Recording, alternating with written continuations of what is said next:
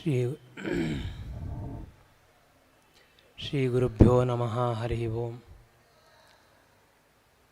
ನರಸಿಂಹೋಖಿಲಾಜ್ಞಾನಮತಧ್ವಾಂತದಿವಾಕರಃ ಜಯತಿ ಅಮಿತಸಜ್ಞಾನಸುಖಶಕ್ತಿಪಯೋನಿಧಿಃ ಪೂರ್ಣಃ ಪ್ರೇಷ್ಠಃ ಪರಸ್ವಾಮಿ ವ್ಯಾಪ್ತಃ ಕರ್ತಾ ಉಪಕಾರಕಃ ರಕ್ಷತ್ಯೇವ ತದೀಯಂ ಮಾಂ ಕರ್ಮಾರ್ಚೋ ಗುರುದೇವಗಃ. ಧರ್ಮ ವಿಜ್ಞಾನ ವೈರಾಗ್ಯ ಪರಮೈಶ್ವರ್ಯಶಾಲಿನಃ ಆನಂದತೀರ್ಥ ಭಗವತ್ಪಾದಾನ್ ವಂದೇ ನಿರಂತರಂ. ನಮೋಸ್ತು ತಾತ್ವಿಕಾ ದೇವಾಃ ವಿಷ್ಣುಭಕ್ತಿಪರಾಯಣಾಃ ಧರ್ಮಮಾರ್ಗೇ ಪ್ರೇರಯಂತು ಭವಂತಃ ಸರ್ವ ಏವ ಹಿ. ವಕ್ರತುಂಡ ಮಹಾಕಾರ್ಯ ಸೂರ್ಯಕೋಟಿ ಸಮಪ್ರಭ ನಿರ್ವಿಘ್ನಂ ಕುರು ಮೇ ದೇವ ಸರ್ವಕಾರ್ಯೇಷು ಸರ್ವದಾ.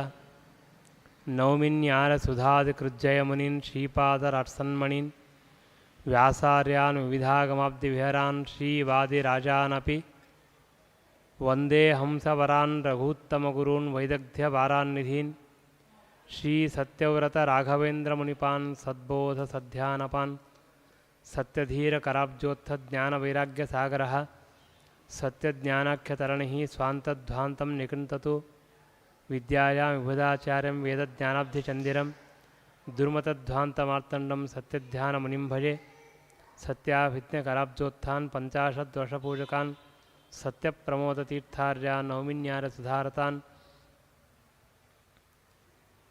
ಶಾಸ್ತ್ರೇಷು ಪಾರದೃಶ್ವಾನಂ ಶಾಸ್ತ್ರಜ್ಞೇಷು ವತ್ಸರಂ ದೀನಭಕ್ತೋದ್ಧಾರಕರಂ ಸತ್ಯಾತ್ಮಾನಂ ಗುರುಂ ಭಜೆ.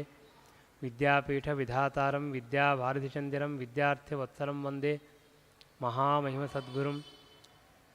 ಆಪಾದಮೌಲಿಪರ್ಯಂతం ಗುರುಣಾಂ ಆಕೃತಿಂ ಸ್ಮರೇತ್ ತೇನ ವಿಘ್ನಾಃ ಪ್ರಣಶ್ಯಂತಿ ಸಿದ್ಧ್ಯಂತಿ ಚ ಮನೋರಥಾಃ. ಪೃಥ್ವೀಮಂಡಲಮಧ್ಯಸ್ಥಾಃ ಪೂರ್ಣಬೋಧಮತಾನುಗಾಃ ವೈಷ್ಣವಾಃ ವಿಷ್ಣುಹೃದಯಾಃ ತಾನ್ ನಮಸ್ತೆ ಗುರುನ್ ಮಮ.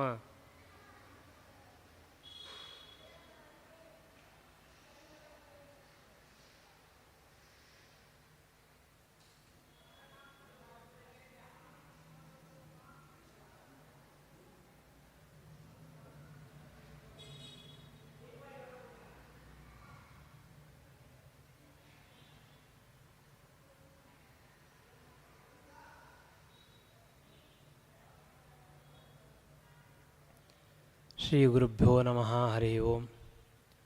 ಪಾರ್ಥಸಾರಥಿ ನರಸಿಂಹದೇವರ ಮುಖ್ಯಪ್ರಾಣ ಹಾಗೂ ಎಲ್ಲ ಗುರುಗಳ ಮತ್ತು ಸಮುದ್ರ ರಾಜ ಅವರ ಸನ್ನಿಧಾನ, ಈ ಪರಮ ಪವಿತ್ರವಾಗಿರ್ತಕ್ಕಂತಹ ಸನ್ನಿಧಾನದಲ್ಲಿ ಪ್ರತಿ ವರ್ಷವೂ ನಡೆಯುವಂತೆ ಮಧ್ವನವಮಿ ಉತ್ಸವದ ಅಂಗವಾಗಿ ಪ್ರವಚನ ಕಾರ್ಯಕ್ರಮ ಅವತಾರತ್ರಿಯ ಸಂಘ ಅವರು SMSO ಸ್ಟಾಫ್ ಅವರು ಮಾಡ್ತಾ ಇರೋದು. ಪದ್ಮಪುರಾಣ ಬಹಳಷ್ಟು ಭಾಗ ಆಗಿದೆ, 3ನೇ ಭಾಗ ನಡೀತಾ ಇದೆ, ಇನ್ನೂ 3 ಭಾಗ ಇದೆ. ಆದರೂ ಕೂಡ ಎಷ್ಟಾಗತ್ತೋ ಅಷ್ಟನ್ನು ತಿಳಿಯಬೇಕು ಅಂತ ಪ್ರಯತ್ನ ಮಾಡುವುದು. ಪುರಾಣಗಳೆಲ್ಲ ನಮಗೆ ಭಗವಂತನ ಜ್ಞಾನವನ್ನು, ಜೀವನದ ಶೈಲಿಯನ್ನು, ಧರ್ಮವನ್ನು ತಿಳಿಸಿಕೊಡ್ತದೆ.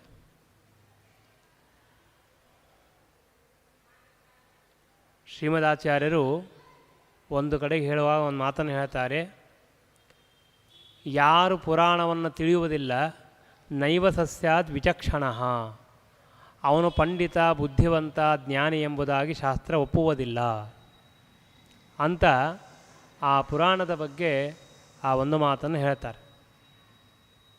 ಹೀಗಾಗಿ ಈ ಪದ್ಮಪುರಾಣದ ಈಗ ನಾನು ಪ್ರಾರಂಭ ಮಾಡ್ತಾ ಇರೋದು ಇದು 3ನೇ ಪರ್ವ, ಅಂದರೆ 3ನೇ ಭಾಗ. ಇದಕ್ಕೆ ಸ್ವರ್ಗಖಂಡ ಅಂತ ಕರೀತಾರೆ. ಆ ಸ್ವರ್ಗಖಂಡದಲ್ಲಿ 50 ಅಧ್ಯಾಯಗಳು ಮುಗಿದಿದೆ. 51ನೇ ಅಧ್ಯಾಯದಿಂದ ಈಗ ಪ್ರಾರಂಭ ಮಾಡ್ತಾ ಇರೋದು. ಇದರಲ್ಲಿಯೂ ಕೂಡ ಇನ್ನು ಸುಮಾರು ಮುಂದೆ 20-30 ಅಧ್ಯಾಯಗಳಿದೆ. ಅದು ಮುಗಿದ ಮೇಲೆ ಬ್ರಹ್ಮಖಂಡ ಅಂತ ಪ್ರಾರಂಭವಾಗುತ್ತೆ. ಹೀಗಾಗಿ ಈ 5 ದಿನಗಳಲ್ಲಿ ಎಷ್ಟು ಸಾಧ್ಯವಾಗುತ್ತೋ ಅಷ್ಟನ್ನು ಹೇಳಲಿಕ್ಕೆ ಪ್ರಯತ್ನ ಮಾಡುವುದು. ವೇದವ್ಯಾಸದೇವರ ಮಾತನ್ನು ಅಷ್ಟು ಸುಲಭವಾಗಿ ಅರ್ಥ ಮಾಡಿಕೊಳ್ಳಿಕ್ಕೆ ಸಾಧ್ಯ ಇಲ್ಲ. ಶ್ರೀಮದಾಚಾರ್ಯರೇ ದೇವರ ಮಾತುಗಳನ್ನು ಅರ್ಥ ಮಾಡ್ಕೊಳ್ಳೋದಿಲ್ಲ ಅಂತಂದಮೇಲೆ ನಾವೇನು ಅರ್ಥ ಮಾಡ್ಕೊಳ್ಳಿಕ್ಕಾಗತ್ತೆ? ಸಾಧ್ಯ ಇಲ್ಲ.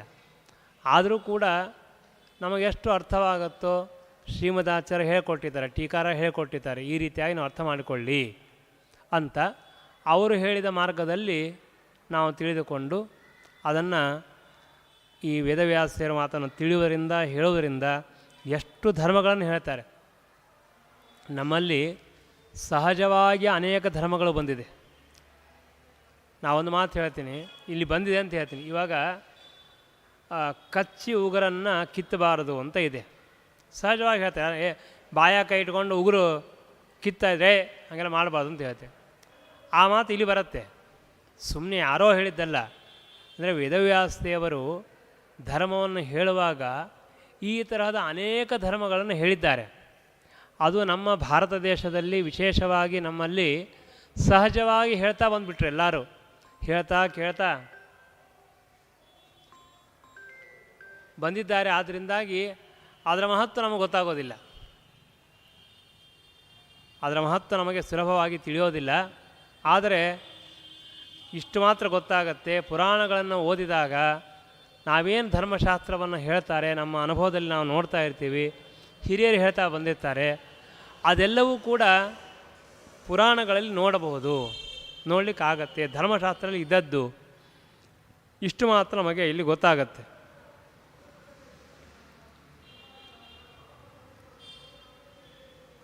ಈ ಪುರಾಣಗಳನ್ನು ಬರೆದಿದ್ದೇ ವೇದವ್ಯಾಸದೇವರು ಒಂದು. ಆದರೆ ಇಲ್ಲಿ ಋಷಿಗಳು ಸೂತರಿಗೆ ಪ್ರಶ್ನೆ ಮಾಡಿದಾಗ ಆ ಸೂತರು ವೇದವ್ಯಾಸದೇವರೇ ಈ ರೀತಿಯಾಗಿ ಉಪದೇಶ ಮಾಡಿದರು ಅಂತ ವೇದವ್ಯಾಸದೇವರನ್ನೇ ತಾವು ಸ್ವೀಕಾರ ಮಾಡಿ ಅವರಿಂದ ಧರ್ಮವನ್ನು ಮುಂದೆ ಹೇಳಿಸ್ತಾರೆ. ವೇದವ್ಯಾಸದೇವರು ಕರ್ಮಯೋಗದ ಬಗ್ಗೆ ಹೇಳ್ತಾರೆ. ಕರ್ಮಯೋಗ ಅಂದರೆ ಏನು ಅಂತ ಪ್ರಶ್ನೆ ಮಾಡಿದ್ದಾರೆ ಇಲ್ಲಿ. ಆ ಕರ್ಮಯೋಗ ಅಂದರೆ ಏನು ಅಂತ ಪ್ರಶ್ನೆ ಮಾಡಿದಾಗ ಅದಕ್ಕೆ ಉತ್ತರ ಕೊಡ್ತಾ ಬರ್ತಾರೆ. ಮೊದಲನೇದ್ದು, ನಾವು ಸಾಮಾನ್ಯವಾಗಿ ಗೀತೆಯಲ್ಲಿ ಕರ್ಮಯೋಗ ಅಂತ ಹೇಳ್ತೀವಿ. ಕರ್ಮಯೋಗ ಅಂದರೆ ಯಾವ ರೀತಿಯಾದ ಕರ್ಮವನ್ನು ಅನುಷ್ಠಾನ ಮಾಡೋದರಿಂದ ಭಗವಂತನ ಪ್ರಾಪ್ತಿಯಾಗತ್ತೆ, ಭಗವಂತನ ಹೊಂದಲಿಕ್ಕೆ ಸಾಧ್ಯವಾಗತ್ತೆ, ಅದಕ್ಕೆ ಕರ್ಮಯೋಗ ಅಂತ ಸಾಮಾನ್ಯ ಅರ್ಥ. ನಾನು ಪೂರ್ಣವಾದ ಅರ್ಥ ಹೇಳಿಲ್ಲ. ಯೋಗ ಎಂಬ ಶಬ್ದಕ್ಕೆ ಉಪಾಯ ಅಂತ ಅರ್ಥ ಇದೆ, ಸಾಧನ ಅಂತ ಅರ್ಥ ಇದೆ. ಕರ್ಮ ಅಂದರೆ ಕರ್ಮಗಳು. ಕರ್ಮಯೋಗ ಅಂದರೆ ಯಾವ ಕರ್ಮಗಳು ಭಗವಂತನನ್ನು ಹೊಂದಲಿಕ್ಕೆ ಉಪಾಯವಾಗಿದೆಯೋ ಅಂತಹದನ್ನು ಕರ್ಮಯೋಗ ಅಂತ ಕರೀತಾರೆ. ಇದು ಸಾಮಾನ್ಯವಾಗಿ ಹೇಳಿದ್ದು. ಇಲ್ಲಿ ಒಂದು 5 ಅಧ್ಯಾಯಗಳನ್ನು ಇವತ್ತು ಹೇಳಲಿಕ್ಕೆ ಪ್ರಯತ್ನ ಮಾಡೋದು ಆಗತ್ತೆ ಇಲ್ಲ ಗೊತ್ತಿಲ್ಲ. ಇಲ್ಲಿ ಹೇಳಿದ್ದೇನು ಅಂತಂದರೆ, ಮೊದಲಿಗೆ ಬ್ರಾಹ್ಮಣ ಧರ್ಮವನ್ನು ಹೇಳ್ತಾರೆ, ಅದರಲ್ಲಿಯೂ ಮೊದಲಿಗೆ ಬ್ರಹ್ಮಚಾರಿಯ ಧರ್ಮವನ್ನು ಹೇಳ್ತಾರೆ, ಅದಾದ ಮೇಲೆ ಗೃಹಸ್ಥನ ಧರ್ಮವನ್ನು ಹೇಳ್ತಾರೆ. ಹೀಗೆ ಹೇಳ್ತಾ ಹೋಗ್ತಾರೆ. ಬ್ರಹ್ಮಚಾರಿಯಾದ ಇದ್ದವನು ಇವತ್ತು ವೇದಾಧ್ಯಯನವೇ ಇಲ್ಲ, ಬ್ರಹ್ಮಚಾರಿಯ ಪ್ರಸಂಗನೇ ಇಲ್ಲ, ಅವನು ಹೇಗಿರಬೇಕು ಅಂತಲೂ ಅಪ್ರಸಕ್ತವಾಗಿದೆ, ಅದು ಬೇರೆ. ಆದರೆ ಸಾಮಾನ್ಯ ಒಬ್ಬ ಶಿಷ್ಯ ಒಬ್ಬ ಗುರುಗಳ ಹತ್ರ ಹೋಗಿದ್ದಾಗ ಯಾವ ರೀತಿಯಾಗಿರಬೇಕು, ಯಾವ ರೀತಿಯಾಗಿ ಅಧ್ಯಯನ ಮಾಡಬೇಕು ಅದನ್ನು ಹೇಳ್ತಾರೆ. ಉಪನಯನ ಯಾವಾಗ ಮಾಡಬೇಕು? ಇವತ್ತು ಉಪನಯನ ಮಾಡೋದೇ ತುಂಬ ಕಷ್ಟವಾಗಿದೆ. ನಾಳೆಗೆ ಮದುವೆ ಅಂದರೆ ಇವತ್ತು ಉಪನಯನ ಮಾಡ್ತಾರೆ, ಅಂತಹ ಪ್ರಸಂಗ ಇದೆ. ಹಾಗಿದ್ದಾಗ ಅದಕ್ಕೆ ಹತ್ರ ಗರ್ಭಾಷ್ಟಮೇ ಅಷ್ಟಮೇವಾಬ್ದೆ ಸ್ವಸೂತ್ರೋಕ್ತ ವಿಧಾನತಃ. ಗರ್ಭಾಷ್ಟಮ ಅಂದರೆ 7ನೇ ವರ್ಷ ಅಥವಾ 8ನೇ ವರ್ಷ ಯಾವಾಗಿರುತ್ತೋ ಆ ಕಾಲದಲ್ಲಿ ಅದು ಯೋಗ್ಯವಾಗಿರ್ತಕ್ಕಂತಹ ಕಾಲ, ಆಗ ಅವನಿಗೆ ಉಪನಯನವನ್ನು ಮಾಡಬೇಕು ಅಂತ ಹೇಳಿದ್ದಾರೆ. ದಂಡ, ಮೇಖಲ, ಆಮೇಲೆ ಯಜ್ಞೋಪವೀತ ಇವುಗಳನ್ನು ಧಾರಣ ಮಾಡಬೇಕು. ಆಮೇಲೆ ಯಜ್ಞೋಪವೀತವನ್ನು ಯಾವಾಗಲೂ ಧಾರಣ ಮಾಡಿರಬೇಕು.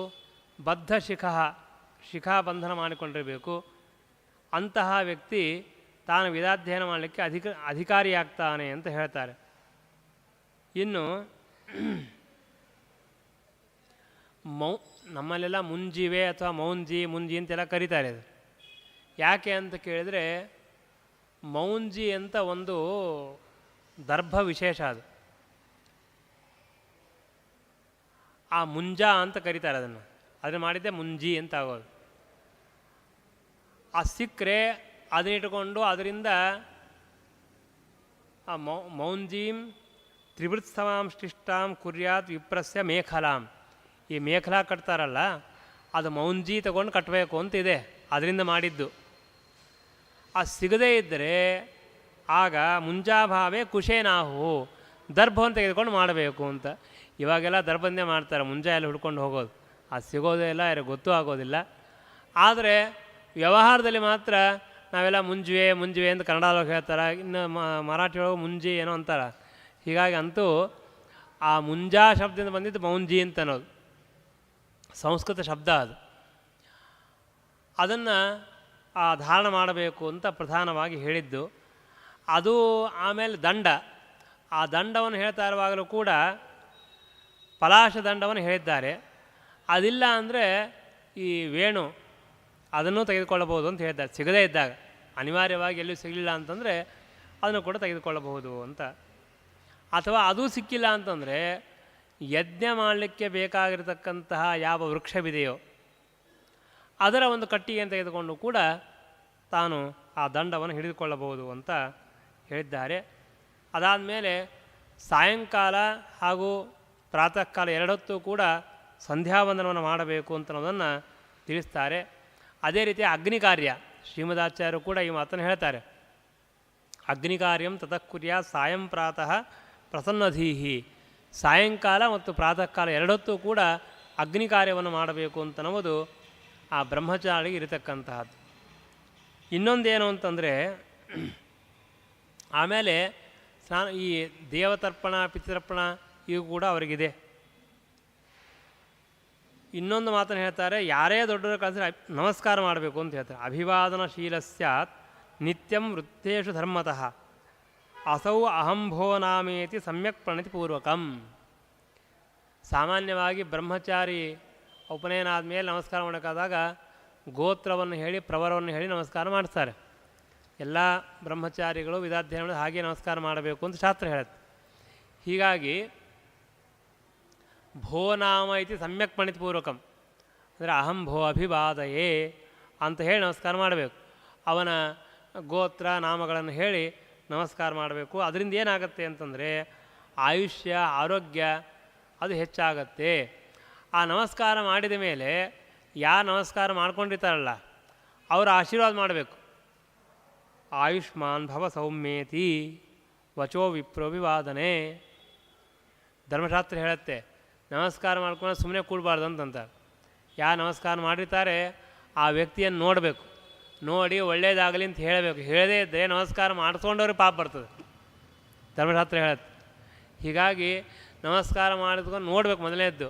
ಆ ನಮಸ್ಕಾರ ಮಾಡ್ತೀವಿ ಸುಮ್ಮನೆ ಹೋಗ್ಬಿಡಬಾರ್ದು. ಒಂದು 10 ಸೆಕೆಂಡಾದ್ರು ನಿಮ್ಗೆ ಎಷ್ಟೇ ಗಡಿಬಿಡಿದ್ರು ಆ ಯಾವ ವ್ಯಕ್ತಿಯನ್ನು ನೋಡಿ ಅವನಿಗೆ ಸ್ವಲ್ಪ ಮಾತಾಡಿಸಿ ಒಳ್ಳೆಯದಾಗಲಿ ಅಂತ ಹೇಳಿ ಆಮೇಲೆ ಮುಂದೆ ಹೋಗಬೇಕು ಅಂತ ಹೇಳ್ತಾರೆ. ಹೀಗಾಗಿ ಅದು ಯೋ ನವೇತ್ಯಭಿವಾದಸ್ಯ ಚ ಅವಿಪ್ರಹ ಪ್ರತ್ಯಭಿವಾದನಂ ನ ಅಭಿವಾದ್ಯ ಸ ವಿದುಷಾ ಯಥ ಅಶೂದ್ರ ತಥೈವ ಸಹ. ತುಂಬ ಚೆನ್ನಾಗಿ, ಯಾರು ನಮಸ್ಕಾರ ಮಾಡಿದ ಮೇಲೆ ಮತ್ತೆ ಪುನಃ ಆಶೀರ್ವಾದ ಮಾಡೋದಿಲ್ಲ, ನಮಸ್ಕಾರ ಮಾಡಬೇಡ್ರಿ ಅಂತ ಹೇಳ್ತಾನೆ. ಅವ್ರು ಮಾಡೇಬೇಡ್ರಿ ನೀವು. ಯಾಕೆ ಅಂತಂದರೆ ಅವ್ನು ನಮಸ್ಕಾರ ಮಾಡಲಿಕ್ಕೆ ಯೋಗ್ಯ ಅವ ಆಗೋದಿಲ್ಲ, ಆದರೆ ನಮಸ್ಕಾರ ಮಾಡಬಾರದು. ಹೀಗಾಗಿ ಧರ್ಮಶಾಸ್ತ್ರ ಇದು. ಅಂದರೆ ಧರ್ಮಶಾಸ್ತ್ರ ಒಂದು ಹೇಗಿದೆ ಅಂತಂದರೆ ಎಲ್ಲರಿಗೂ ಸಮಾನವಾಗಿ ಹೇಳ್ತಾರೆ, ಎಲ್ಲರೂ ಲಕ್ಷ್ಯ ಕೊಡಬೇಕು ಅಂತ. ಆಮೇಲೆ ಈಗ ಸಾಮಾನ್ಯವಾಗಿ ಆ ಗುರುಗಳ ನಮಸ್ಕಾರ ಮಾಡಬೇಕಾದ್ರೆ ಹೇಗೆ ಮಾಡಬೇಕು ಅಂತಂದರೆ ನಮ್ಮಲ್ಲಿ ಪದ್ಧತಿ ಇದೆ. ಅಂದರೆ ಈ ಕೈಯನ್ನು ವ್ಯತ್ಯಾಸ ಮಾಡಿ ಹೇಳೋದು. ಅಂದರೆ ಬಲಪಾದವನ್ನು ಬಲ ಕೈಯಿಂದ ಮುಟ್ಟೋದು, ಎಡಪಾದವನ್ನು ಎಡಪಾದಕ್ಕೆ ಎಡಗೈಯಿಂದ ಎಡಪಾದವನ್ನು ಮುಟ್ಟೋದು. ಅದನ್ನೇ ಹೇಳ್ತಾರೆ, ವ್ಯತ್ಯಸ್ತ ಪಾಣಿನ ಕಾರ್ಯಂ ಪಾಸಂಗ್ರಹಣಂ ಗುರೋಹೋ ಸವ್ಯೇನ ಸವ್ಯಪೃಷ್ಟವ್ಯ ದಕ್ಷಿಣೇನತು ದಕ್ಷಿಣ. ನಾವೇನಾದರೂ ಗುರುಗಳ ನಮಸ್ಕಾರ ಮಾಡುವಾಗ ಹೀಗೆ ನಮಸ್ಕಾರ ಮಾಡಿಬಿಟ್ರೆ ಅದು ಉಲ್ಟಾ ಆಗಿಬಿಡ್ತದೆ. ನಮ್ಮ ಬಲಗೈಯಿಂದ ನಾವು ಎಡಕಾಲು ಮುಟ್ಟಬೇಕಾಗ್ತದೆ. ನಾವು ಈ ರೀತಿಯಾಗಿ ಮಾಡಿಬಿಟ್ರೆ ಆಗೇನಾಗತ್ತೆ, ಬಲಗಾಲನ್ನು ಬಲಗೈಯಿಂದ ಎಡಕಾಲನ್ನು ಎಡಗೈಯಿಂದ ಮುಟ್ಟಿ ನಮಸ್ಕಾರ ಮಾಡೋಂಥ ಆಗತ್ತೆ. ಆದ್ದರಿಂದಾಗಿ ಆ ರೀತಿಯ ನಮಸ್ಕಾರ ಮಾಡಬೇಕು ಎಂಬುದಾಗಿ ಹೇಳ್ತಾರೆ. ಮುಟ್ಟಿ ನಮಸ್ಕಾರ ಮಾಡುವಾಗ ಇಲ್ಲೇ ಇದ್ದಾಗ ಬೇರೆ, ಸುಮ್ಮನೆ ದೂರಿಂದ ನಮಸ್ಕಾರ ಮಾಡೋದು ಬೇರೆ. ಯಾವಾಗ ಮುಟ್ಟಿ ನಮಸ್ಕಾರ ಮಾಡೋ ಪ್ರಸಂಗ ಬರುತ್ತೆ ಆವಾಗ ಈ ರೀತಿಯಾಗಿ ಮಾಡಬೇಕು. ಅವ್ರು ಮಡಿಲೇ ಇರ್ತಾರೆ, ಹೆಂಗೂ ಆಚಾರ್ಯ ಮುಟ್ಟಿ ನಮಸ್ಕಾರ ಮಾಡಂತ ಹೇಳ್ಯಾರ ಅಂತೇಳಿ ಪಾಪ ಹೋಗಿ ಗಟ್ಟಿ ಮುಟ್ಟಿ ಆ ನಮಸ್ಕಾರ ಅದೇನು ಗತಿ ಹೇಳು, ಅವ್ನು ಮೈಲಿಗೆ ಮಾಡಿ ರಕ್ಷಣೆ ಬಯಸ್ಕೊಂಡು ಹೋಗ್ಬೇಕಾಗ್ತಾನೆ. ಅದೆಲ್ಲ ಮಾಡಬಾರ್ದು. ನೋಡಿಕೊಂಡು ದೂರಿಂದ ನಮಸ್ಕಾರ ಮಾಡೋದು, ಆ ಪ್ರಸಂಗ ಹೇಗಿರುತ್ತೋ ಅದಕ್ಕೆ ತಕ್ಕಂತೆ ನಮಸ್ಕಾರವನ್ನು ಮಾಡಬೇಕು. ನಮ್ಮಲ್ಲಿ ಒಬ್ಬರು ಆಚಾರ್ಯ ಇದ್ದರು, ಅವರು ಭಾಳ ಸಿಟ್ಟಿ ಹೊಡೆದ್ರು ಅಂತೇಳಿ ಪಾಪ ಯಾರು ಗೃಹಸ್ಥರು ಎಷ್ಟು ಗೊತ್ತಿರೋಂಗಿಲ್ಲ. ಅವ್ರು ಕರೆಕ್ಟಾಗಿ ಸ್ನಾನ ಟೈಮ್ ಹೇಳಿ ಕಳಿಸ್ಬಿಡೋದು, ನೀವು ಅವ್ರಿಗೆ ಹೋಗಿ 2 ಕಾಲು ಗಟ್ಟಲೆ ನಮಸ್ಕಾರ ಮಾಡು ಅಂತ ಹೇಳೋರು. ಅವನಿಗೇನು ಗೊತ್ತು ಪಾಪ, ಅವು ಹೋಗಿ ನಮಸ್ಕಾರ ಮಾಡಿಬಿಡವ. ಅವು ಸಿಟ್ಟಿಗೆ ಒಂದು ಬೈದ್ಬಿಡೋರು, ನಿನಗೆ ಯಾರು ಹೇಳಿ ನಮಸ್ಕಾರ ಮಾಡು ಅಂತ. ಅವ್ರಿಗೆ ಅದು ಗೊತ್ತಿತ್ತು, ಇವರೇ ಹೇಳಿ ಕಳಿಸಿರ್ತಾರೆ ಅಂತೇಳಿ. ಇವರೇ ಹೇಳಿ ಕಳಿಸಿ ಅದನ್ನೂ ಕೇಳಿಬಿಡ್ತಿದ್ರು. ಅಂದರೆ ನಾವು ಯಾವ ತರಹದ ಪ್ರಸಂಗ ಇರುತ್ತೆ ಅದಕ್ಕೆ ತಕ್ಕಂತೆ ನಮಸ್ಕಾರ ಮಾಡಬೇಕು ಅಂತ ಹೇಳ್ತಾರೆ. ಆಗ ನಮಸ್ಕಾರ ಮಾಡೋದು ಮಾತ್ರ ಭಾಳ ದೊಡ್ಡದಾಗಿರ್ತಕ್ಕಂತಹ ಒಂದು ಧರ್ಮ ಅದು. ಎಷ್ಟು ನಮ್ಮ ಆಚಾರ ಅಂತೂ ಭಾಳ ಹೇಳ್ತಿದ್ರು ಅಂತಂದ್ರೇನು, ನಮ್ಮ ವಿದ್ಯಾಪೀಠದೊಳಗೆ ಅಲ್ಲಿ ಕೃಷ್ಣಾಚಾರ್ಯರು, ಅಶ್ವತ್ಥಾಮಾಚಾರ್ಯರು, ಅಲ್ಲಿದ್ದ ಪಂಡಿತರು ಅಥವಾ ರಂಗಾಚಾರ್ಯ ಬೇರೆ ಪಂಡಿತರು ಇರ್ತಿದ್ರು. ಅವ್ರು ಬೆಳಗ್ಗೆ ಬಂದರೆ ವಿದ್ಯಾಪೀಠದೊಳಗೆ ಇಲ್ಲಿಂದ ಹಾಲು, ಆ ಬಾಗಿಲಿನಿಂದ ಇಲ್ಲಿ ಆ ದೇವರ ಹತ್ರ ಬಂದು ನಮಸ್ಕಾರ ಮಾಡೋವರೆಗೆ ಒಂದು 20-30 ಜನ ಎಷ್ಟೇ ವಿದ್ಯಾರ್ಥಿಗಳಿದ್ದರು, ಗೇಟ್ ಹೊರಗೆ ಇರ್ಬೋದು, ಎಲ್ಲರೂ ಒಂದು ನಮಸ್ಕಾರ ಮಾಡಿ ಹೋಗ್ಬಿಡೋದು. ಪ್ರತಿಯೊಬ್ಬರು ಮಾಡಲೇಬೇಕು ಅಂತ ಹೇಳಿ ಅಲ್ಲ, ಅದು ಸಹಜವಾಗಿಯೇ ನಮಗೆ ನಮಸ್ಕಾರ ಮಾಡೋದು. ಮತ್ತು ಸಾಯಂಕಾಲ ನಮಸ್ಕಾರ ಮಾಡೋದೇ. ಯಾಕೆ ಅಂದರೆ ನಮಸ್ಕಾರ ಮಾಡೋದು ಎಷ್ಟೊತ್ತಾಗ್ತದೆ ರೀ, 1 ಸೆಕೆಂಡ್ ಆಗಲಿ 10 ಸೆಕೆಂಡ್ ಆಗಲಿ ನಮಸ್ಕಾರ ಮಾಡೋದು. ನಮಸ್ಕಾರ ಮಾಡೋದ್ರಿಂದ ಆಗುವಂತಹ ಲಾಭಗಳು ಮಾತ್ರ ಭಾಳ ಇದೆ. ಅಭಿವಾದನಶೀಲಸ್ಯ ನಿತ್ಯಂ ವೃದ್ಧೋಪಸೇವಿನಃ ಧರ್ಮಶಾಸ್ತ್ರ ಹೇಳುತ್ತೆ. ಆಯುಷ್ಯ ಹೆಚ್ಚಾಗತ್ತೆ, ಆರೋಗ್ಯ ಹೆಚ್ಚಾಗತ್ತೆ, ಅವರ ಆಶೀರ್ವಾದ ಬರ್ತದೆ. ನಿಜವಾಗಿ ನೀವು ಸಹಜವಾಗಿ ನಮಗೆ ಪುಣ್ಯ ಬರ್ತದೆ. ಆಮೇಲೆ ಆಚಾರ್ಯ ಹೇಳಿದ್ರೆ ಇನ್ನೊಂದು ಧರ್ಮಶಾಸ್ತ್ರ ಇದೆ, ವೇದದಲ್ಲಿಯೂ ಬರುತ್ತೆ. ನಮಸ್ಕಾರ ಮಾಡಿದಾಗ ಎಂತಹ ದ್ವೇಷ ಇದ್ದರೂ ಅವನು ಆಶೀರ್ವಾದ ಮಾಡ್ತಾನೆ, ಒಳ್ಳೇದಾಗಲಿ ಅಂತ ಹೇಳ್ತಾನೆ.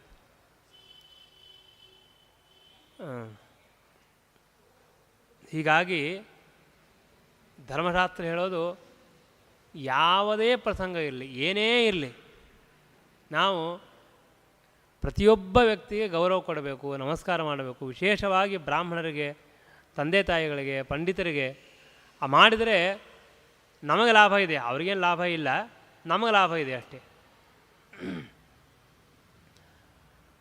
ನಮ್ಮಲ್ಲಿ ಧರ್ಮಶಾಸ್ತ್ರ ಇದೆ. ಶ್ರೀಮದಾಚಾರ್ಯ ಮಾತನ್ನು ಹೇಳ್ತಾರೆ ಗೀತಾ ತಾತ್ಪರ್ಯದಲ್ಲಿ, ಸಣ್ಣ ಮಕ್ಕಳಿಗೆ ಸಾಮಾನ್ಯವಾಗಿ ನಮಸ್ಕಾರ ಮಾಡೋದಿಲ್ಲ ಅವರು. ನಮಗೂ ಇರ್ತೇನೋ ಹಾಗೆ ಹೋಗ್ತದೆ. ಅದಕ್ಕೆ ಶ್ರೀಮದಾಚಾರ್ಯ ಹೇಳ್ತಾರೆ ಹಾಗೆಲ್ಲ ನಡೆಯಂಗಿಲ್ಲ ಅಂತಂತ. ಯಾರು ನಮಸ್ಕಾರ ಮಾಡೋಂಗಿಲ್ಲ ಅವ್ರಿಗೆ ಕರೆದು ಹೇಳಬೇಕಂತೆ, ನೀ ನಮಸ್ಕಾರ ಮಾಡು ಅಂತ ಹೇಳಬೇಕು. ನಮಸ್ಕಾರ ಮಾಡು ಅಂತ ಹೇಳಿ ನಮಸ್ಕಾರ ಮಾಡಿಸಿ ಆಮೇಲೆ ಆಶೀರ್ವಾದ ಮಾಡಬೇಕು ಅಂತ ಹೇಳ್ತಾರೆ. ಯಾಕಂದ್ರೆ ಅವರಿಗೆ ಸಂಸ್ಕಾರ ಕೊಡಬೇಕಲ್ಲ. ಹೀಗಾಗಿ ಆ ಮಾತನ್ನು ಶ್ರೀಮದಾಚಾರ್ಯ ಹೇಳ್ತಾರೆ, ಸ್ವವಂದನಂ ಯಥಾಪಿತ್ರ ಕಾರಿತಂ ಶಿಶುಕರ್ತೃಕಂ ಏಂ ಪೂಜಾ ವಿಷ್ಣುಕೃತ ಭವೇತ್ ಜೀವಕೃತೇತ್ಯಪಿ. ನಾವು ಈಗ ದೇವರ ಪೂಜೆಯನ್ನು ಮಾಡ್ತೇವೆ, ಅರ್ಚನೆ ಮಾಡ್ತೇವೆ, ನೈವೇದ್ಯ ಮಾಡ್ತೇವೆ, ಎಲ್ಲ ಕ್ರಮಗಳನ್ನು ಮಾಡ್ತೇವೆ. ಯಾರು ಮಾಡಿದ್ದು? ನಾನು ಮಾಡಿದ್ದು ಅಂತ ನಾವು ಹೇಳ್ತೀವಿ. ಶ್ರೀಮದಾಚಾರ್ಯ ಅಂತಾರೆ, ನಾವು ಮಾಡಿದ್ದು ಅಂತ ಅನ್ಕೋಬೇಡ್ರಪ್ಪ, ದೇವರೇ ಒಳಗಿದ್ದು ಮಾಡಿಸಿದ. ನಮ್ಮಿಂದ ಮಾಡಿಸಿ ಹೇಳೋದೇನೋ ನಾನು ಮಾಡಿದೆ ಅಂತ ಹೇಳಿ. ಅದು ಹೇಗಿದೆ ಅಂತಂದರೆ, ಸ್ವಬಂಧನಂ ಯಥಾಪಿತ್ರ ಕಾರಿತಂ ಶಿಶುಕರ್ತೃಕಂ. ಒಬ್ಬ ಚಿಕ್ಕ ಮಗುವಿಗೆ ತಂದೆ ಕರೆದು ಹೇಳ್ತಾನೆ, ನೋಡಿ ಬಾ ಇಲ್ಲಿ ನಮಸ್ಕಾರ ಮಾಡು ಅಂತ ಹೇಳ್ತಾನೆ. ಅವನು ನಮಸ್ಕಾರ ಮಾಡ್ತಾನೆ. ನಮಸ್ಕಾರ ಮಾಡಿದ ಮೇಲೆ ನಮಸ್ಕಾರ ಮಾಡಿದೆಲ್ಲ ಒಳ್ಳೆಯದಾಗಲಿ ಅಂತ ಹೇಳ್ತಾನೆ. ಅರೆ ನೀನೇ ಹೇಳಿದ್ರೆ ನಮಸ್ಕಾರ ಮಾಡು ಅಂತೇಳಿ ನಿನ್ನಿಂದೇ ಮಾಡಿ ಮತ್ತು ನಿನಗೆ ಹೇಳಿದರೆ ಅದೇ ತರಹ ಪೂಜೆ ಇರೋದು. ದೇವರೇ ನಮ್ಮಿಂದ ಪೂಜೆಯನ್ನು ಮಾಡಿಸಿ ನಮ್ಮ ಪುಣ್ಯವನ್ನು ಕೊಡ್ತಾನೆ. ಆದ್ದರಿಂದ ಯಾರೂ ತಾವು ಬಿಡೆ ಮಾಡ್ಕೊಳ್ಳೋ ಕಾರಣ ಇಲ್ಲ. ನಮ್ಮ ಮಕ್ಕಳಿಗೆ ಹೆಂಗೆ ಹೇಳೋದು, ಅವ್ರು ಯಾಕೆ ಏನು ಬಿಡೆ ಇಲ್ದೇನೆ ಬಾ ಹೇಳು ನಮಸ್ಕಾರ ಮಾಡೋದು ಮಾಡಿಸ್ಕೋಬೇಕು. ಹಳೆ ಕಾಲಕ್ಕೆಲ್ಲ ಮಾಡ್ತಿದ್ರು, ವಯಸ್ಸಾದ್ರೆ ಅವ್ನಿಗೇನು ಧಾಡಿ ಮಾಡಿ ನಮಸ್ಕಾರ ಅಂತೇಳಿ. ಈಗ ನಮಸ್ಕಾರ ಮಾಡಿಸ್ಕೊಳ್ಳೋಕ್ಕೂ ನಮಗೆ ಬಿಡೆಯೋದು ಇವಾಗ. ಅಯ್ಯೋ ಹೆಂಗೆ ಅಂತ ಅನ್ನೋದು ಏನೇನು ವಿಚಾರಣೆ ಇಲ್ಲ. ಯಾಕೆ ಅಂತಂದ್ರೆ ದೊಡ್ಡ ಸ್ವಲ್ಪ ಒಂದೆರಡು ದಿವಸ ತೊಂದರೆ ಆಗುತ್ತೆ, ಆಮೇಲೆ ಅದು ರೂಢಿ ಆಗಿಬಿಡ್ತದೆ. ಅದು ಯಾವುದು ಮಾಡಬೇಕು ಅಂತ ಮಾಡಿಬಿಡ್ತಾರೆ ಅಷ್ಟೇ, ಭಾಳ ದೊಡ್ಡ ಟೆನ್ಷನ್ ಇರೋಂಗಿಲ್ಲ ಆಮೇಲೆ. ಹೀಗೆ ಆ ನಮಸ್ಕಾರದ ಮಹತ್ವವನ್ನು ಹೇಳ್ತಾರೆ. ಇಲ್ಲಿ ಒಂದು ಮಾತಿದ್ದಾರೆ, ಲೌಕಿಕಂ ವೈದಿಕಂ ವಾಪಿ ಆಧ್ಯಾತ್ಮಿಕಮೇವ ಅವಾಪ್ಯ ಪ್ರಯತೋದ್ಯಾನಂ ತಂಪೂರ್ವ ಅಭಿವಾದಯೇತ್. ನಮಗೇನು ಇವರು ಶಾಸ್ತ್ರ ಪಾಠ ಏನು ಹೇಳಿಲ್ಲ, ಏನೋ ಲೌಕಿಕ ಪಾಠ ಹೇಳಿಬಿಡ್ತಾರೆ ಅಂತ ಅನ್ಲಿಕ್ಕಿಲ್ಲ ಅಂತಾರೆ. ಲೌಕಿಕವಾದ ಪಾಠ ಓದ್ರಿ ಅಥವಾ ವೈದಿಕ ಪಾಠ ಓದ್ರಿ ಅಥವಾ ಆಧ್ಯಾತ್ಮಿಕವಾದ ಪಾಠ ಏನೇ ಓದಿದ್ರಿ, ಯಾರಿಂದ ಓದ್ತಿರೋ ಅವ್ರ ಗುರುಗಳಷ್ಟೇ. ಆದ್ದರಿಂದ ಅವರೆಲ್ಲರಿಗೂ ಕೂಡ ನಾವು ಮರ್ಯಾದೆಯನ್ನು ಮಾಡಲೇಬೇಕು.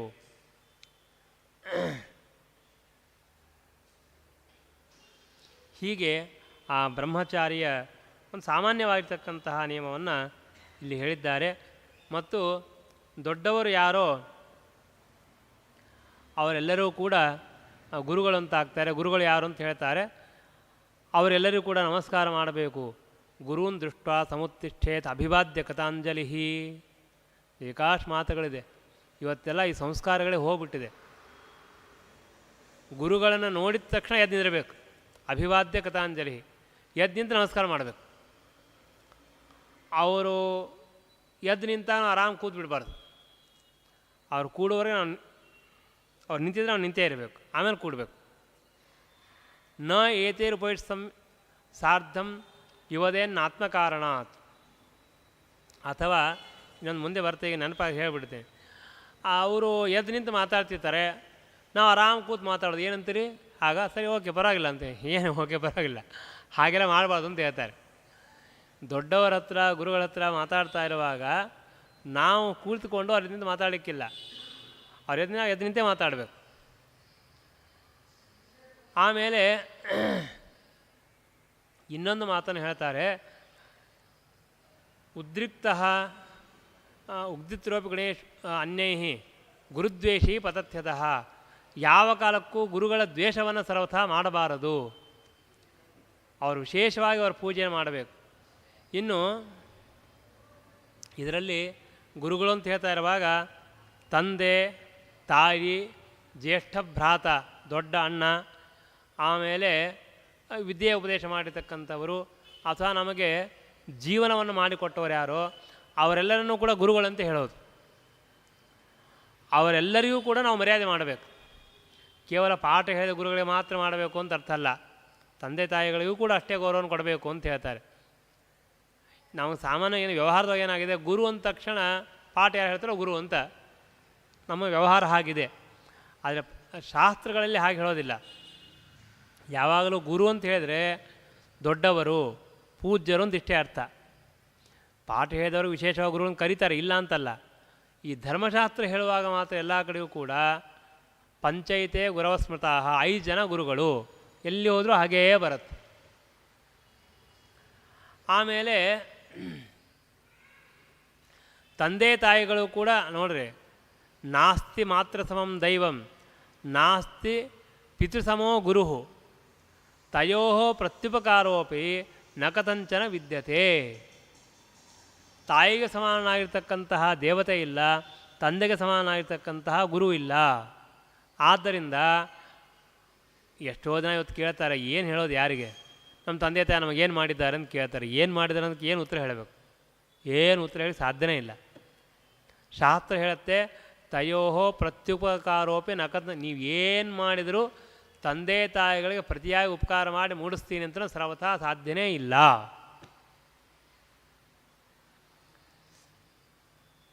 ತಯೋ ನಿತ್ಯಂ ಪ್ರೇಮ್ ಕುರ್ಯಾತ್ ಕರ್ಮಣ ಮನಸಾಗಿರ. ತಂದೆ ತಾಯಿಗಳಿಗೆ ಪ್ರಿಯವಾಗಿರ್ತಕ್ಕಂತಹ ಕಾರ್ಯವನ್ನೇ ಪ್ರತಿನಿತ್ಯ ಮಾಡಬೇಕು. ಕರ್ಮ ಅಂದರೆ ವ್ಯಾಪಾರದಿಂದ, ಮನಸ್ಸಿನಿಂದ, ಮಾತಿನಿಂದ ಅವ್ರೇನು ಹೇಳ್ತಾರೋ ಅದೇ ರೀತಿಯಾಗಿ ನಡಿಬೇಕು. ಧರ್ಮಸಾರ ಸಮುದ್ದಿಷ್ಟ ಪ್ರೇತ್ಯಾನಂತ ಫಲಪ್ರದ. ಇದು ಧರ್ಮದ ಸಾರ ಅಂತ ಹೇಳ್ತಾರೆ, ಶ್ರೇಷ್ಠವಾದ ಧರ್ಮ. ಹೀಗೆ ಮಾಡಿದರೆ ಅವನಿಗೆ ಉತ್ತಮವಾಗಿರ್ತಕ್ಕಂತಹ ಫಲ ಸಿಗುತ್ತದೆ. ಹೀಗೆ ಶಿಷ್ಯನಾಗಿರ್ತಕ್ಕಂತಹ ವ್ಯಕ್ತಿ ಅಂದರೆ ಬ್ರಹ್ಮಚಾರಿಯಾಗಿರ್ತಕ್ಕಂಥವನು, ಶಿಷ್ಯನಾದವನು ಅವಶ್ಯವಾಗಿ ಇದನ್ನು ಮಾಡಬೇಕು.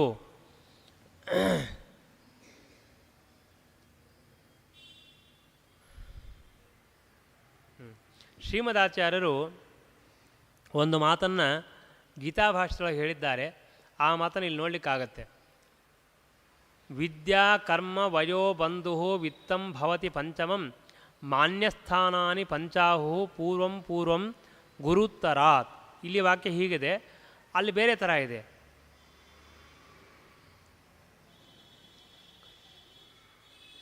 ಅಂದರೆ ಇದೇ ವಿತ್ತಂ ಬಂಧು ವಯಃಕರ್ಮ, ವಿತ್ತಂ ಬಂಧು ವಯಃ ಕರ್ಮ ವಿದ್ಯಾಚೈವತು ಪಂಚಮಿ, ವಿದ್ಯಾಚೈವತು ಪಂಚಮಿ ಮಾನ್ಯಸ್ಥಾನಾನಿ ಏತಾನಿ ಮಾನ್ಯಸ್ಥಾನಾನಿ ಅಂತ ಈ ರೀತಿಯಾಗಿ ವಿತ್ತಂ ಬಂಧು ವಯಃ ಕರ್ಮ ವಿದ್ಯಾ. ಸ್ವಲ್ಪ ಇದಕ್ಕೆ ವಿಪರೀತವಾಗಿ ಹೇಳಿದ್ದಾರೆ. ಅಂದರೆ ಇಲ್ಲಿ ಹೀಗೆ ಸ್ಟಾರ್ಟ್ ಮಾಡಿದ್ದಾರೆ, ಉತ್ತರೋತ್ತರ ಅಂತ ಹೇಳ್ತೀವಿ. ಲೋಕದಲ್ಲಿ ಯಾರಿಗೆ ಮರ್ಯಾದೆಯನ್ನು ಕೊಡಬೇಕು? ನಾವು 5 ಜನರಿಗೆ ಮರ್ಯಾದೆಯನ್ನು ಕೊಡಬೇಕು. ಯಾರಿಗೆ? ಶ್ರೀಮಂತರಿಗೆ ಮರ್ಯಾದೆಯನ್ನು ಕೊಡಬೇಕು ಅಂತ ಶಾಸ್ತ್ರ ಹೇಳಿದೆ. ನಾನು ಅನೇಕ ಬಾರಿ ಹೇಳ್ತಿರ್ತೀನಿ, ಯಾರಿಗಾದರೂ ಶ್ರೀಮಂತರಿಗೆ ಮರ್ಯಾದೆ ಕೊಟ್ಟರೆ ನೋಡಿ ಅವ್ರಿಗೆ ಮಾತ್ರ ಕೊಡ್ತಾರೆ, ನಾವು ಕೊಡೋಂಗಿಲ್ಲ ಅಂತಂತಾರೆ. ಸರ್ವಥಾ ತಪ್ಪು. ಶ್ರೀಮಂತರಿಗೆ ಕೊಡಬೇಕು ಅಂತ ಶಾಸ್ತ್ರ ಹೇಳಿದೆ, ತಿಳ್ಕೊಂಬಿಡ್ರಿ. ಯಾರು ತಪ್ಪು ತಿಳ್ಕೊಬೇಡ್ರಿ. ಯಾವಾಗ ಯಾವ ವ್ಯಕ್ತಿ ಏನು ಮಾಡಿದ್ದಾನೋ ಅದಕ್ಕೆ ತಕ್ಕವಾಗಿರ್ತಕ್ಕಂತಹ ಗೌರವ ಕೊಡಬೇಕು, ಶಾಸ್ತ್ರ ಸಿದ್ಧವಾಗಿರ್ತಕ್ಕಂತಹದ್ದು. ವಿತ್ತಂ. ಆಮೇಲೆ ಬಂಧುಗಳು, ನಮ್ಮ ಅಣ್ಣ ತಮ್ಮ ಅಥವಾ ನಮ್ಮ ತಂದೆ ತಾಯಿ, ಮಾಮ ಸೋದರ ಮಾವ ಕಾಕ ಅವರೆಲ್ಲ ಇರ್ತಾರಲ್ಲ. ಒಬ್ಬ ಶ್ರೀಮಂತ ಇದ್ದಾನೆ, ಒಬ್ಬ ಬಳಗ, ಇಬ್ಬರಿಗೆ ಯಾರಿಗೆ ಮದುವೆ ಮರ್ಯಾದೆ ಮಾಡಬೇಕು ಅಂದರೆ ಬಂಧುಗಳಿಗೆ ಮದುವೆ ಮಾಡಬೇಕು, ಆಮೇಲೆ ಶ್ರೀಮಂತರಿಗೆ ಮಾಡಬೇಕು. ಆ ತಾರತಮ್ಯ ಅದು. ಅದರೊಳಗೂ ಕೂಡ ಯಾರು ಹಿರಿಯರೋ, ವಯಸ್ಸಾದವರು ಯಾರೋ ಅವ್ರಿಗೆ ಮದುವೆ ಮಾಡಬೇಕು. ವಿತ್ತಂ ಬಂಧು ವಯಃ. ಕೆಲವು ಸಲ ವಯಸ್ಸು ಮಾತ್ರ ನೋಡಬಾರ್ದು. ಯಾರು ಒಳ್ಳೆಯ ಕೆಲಸಗಳನ್ನು ಹೆಚ್ಚು ಮಾಡಿದ್ದಾರೆ, ಲೌಕಿಕವಾಗಿ ಉಪಕಾರ ಮಾಡಿರ್ಬೋದು, ಬೇರೆ ಬೇರೆ ತರಹದ ಕರ್ಮಗಳನ್ನು ಮಾಡಿರ್ತಾರೆ, ಅಂಥವರಿಗೆ ಮೊದಲು ಅಲ್ಲಿ ವಯಸ್ಸೆಲ್ಲ ನೋಡೋಕ್ಕಿಲ್ಲ, ಮೊದಲಿಗೆ ಅವ್ರು ಮಾಡಬೇಕು ಕರ್ಮ. ಅದಕ್ಕಿಂತಲೂ ದೊಡ್ಡದು ಯಾವುದು ಅಂದರೆ ವಯಸ್ಸು ಕರ್ಮ ಯಾವ ಸಂಬಂಧ ಇಲ್ಲ. ಯಾರಿಗೆ ಜ್ಞಾನ ಇದೆಯೋ ಅವ್ರಿಗೆ ಮದುವೆ ಮಾಡಬೇಕು. ವಿದ್ಯಾ ಅಂದರೆ ಜ್ಞಾನ ಅಂದರೆ ಭಗವತ್ ತತ್ವಜ್ಞಾನ ಯಾರಿಗಿದೆಯೋ ಅವರಿಗೆ ಮೊಟ್ಟ ಮದುವೆ ಮಾಡಬೇಕು. ಅಲ್ಲಿ ವಯಸ್ಸಿಗೆ ಎಷ್ಟು ಸಂಬಂಧ ಇಲ್ಲ, ಹಣನೂ ಇಲ್ಲ, ಮತ್ತೊಂದು ಏನೂ ಸಂಬಂಧ ಇಲ್ಲ. ಅಲ್ಲಿ ಮೊಟ್ಟ ಮೊದಲಿಗೆ ಅವ್ರಿಗೆ. ಈ ರೀತಿಯಾಗಿ ಶ್ರೀಮದಾಚಾರ್ಯರು ಗೀತಾ ಭಾಷ್ಯದೊಳಗೆ ಹೇಳಿದ್ದಾರೆ. ಅದೇ ಮಾತನ್ನು ಇಲ್ಲಿ ನಾವು ನೋಡಲಿಕ್ಕಾಗತ್ತೆ. ಯಾಕೆ ಅಂತಂದರೆ ಇದು ಬಹಳ ದೊಡ್ಡ ವಿಷಯ. ನಮಗೆ ಶ್ರೀಮದಾಚಾರ್ಯ ಹೇಳ್ತಕ್ಕಂಥ ಅನೇಕ ತತ್ವಗಳನ್ನು ನಾವು ಪುರಾಣಗಳಲ್ಲಿ ನೋಡಲಿಕ್ಕಾಗತ್ತೆ.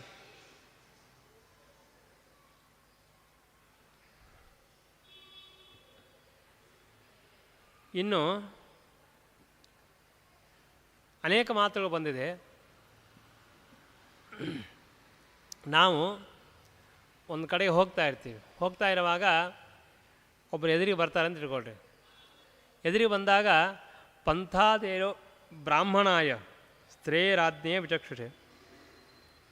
ಬ್ರಾಹ್ಮಣರು ಬಂದರೆ ಮೊದಲಿಗೆ ಅವರಿಗೆ ಹಾದಿ ಬಿಡಬೇಕು. ನಾವು ಸ್ವಲ್ಪ ನಿಂತು ಅವ್ರಿಗೆ ಆಮೇಲೆ ನಾವು ಹೋಗಬೇಕು. ಅಥವಾ ಅದಾದಮೇಲೆ ರಾಜರಿದ್ದರೆ ಅವರಿಗೆ, ಅಥವಾ ಕಣ್ಣಿಲ್ಲದೆ ಇದ್ದ ವ್ಯಕ್ತಿ ಇದ್ದರೆ ಅವನಿಗೆ ಮದುವೆ ಕೊಡಬೇಕು. ವೃದ್ಧಾಯ, ಯಾರು ವಯಸ್ಸಾದವರು ಅವ್ರಿಗೆ ಮದುವೆ ಬಿಡಬೇಕು.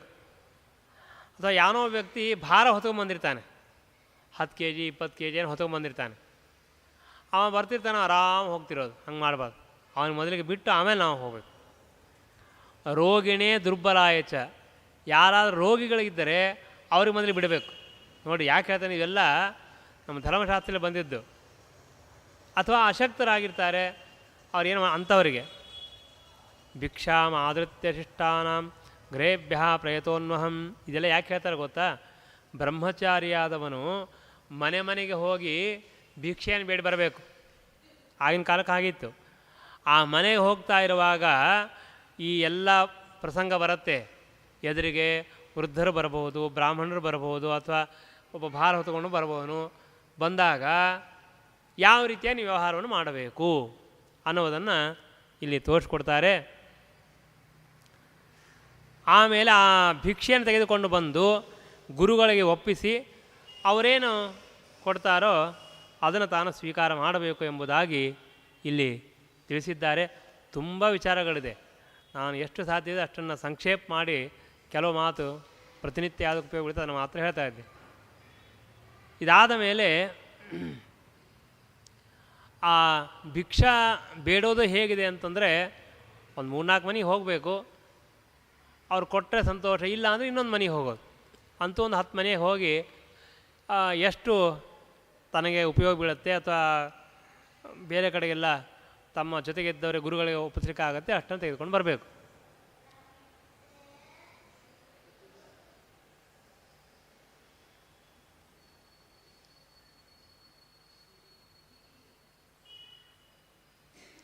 ಊಟಕ್ಕೆ ಕೂಡ್ತಾ ಇರುವಾಗ ಪ್ರಕ್ಷಾಲ್ಯ ಪಾಣಿಪಾದೌಚ ಭುಂಜಾನೋದ್ದಿ ಉಪಸ್ಪೃಶೇತ್.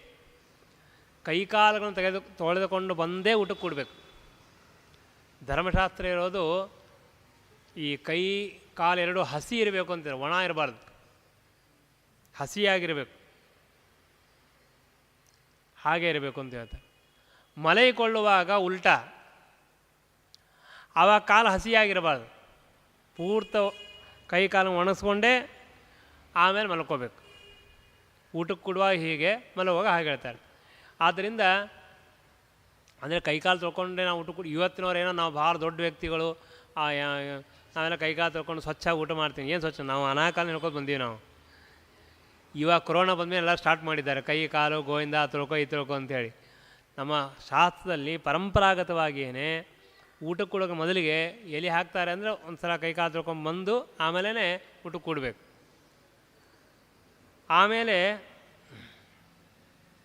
ಶುದ್ಧವಾಗಿರ್ತಕ್ಕಂತಹ ದೇಶದಲ್ಲಿ ತಾನು ಭುಕ್ತ್ವ ಅದ್ಭಿ ಉಪಸ್ಪೃಶೇತ್, ಶುದ್ಧ ದೇಶೇ ಸಮಾಸೀನ ಭುಕ್ತ್ವ ಚ ಅದ್ಭಿ ಉಪಸ್ಪೃಶೇತ್ ಅಂತ ರೀತಿಯಾಗಿ ಹೇಳಿದ್ದಾರೆ.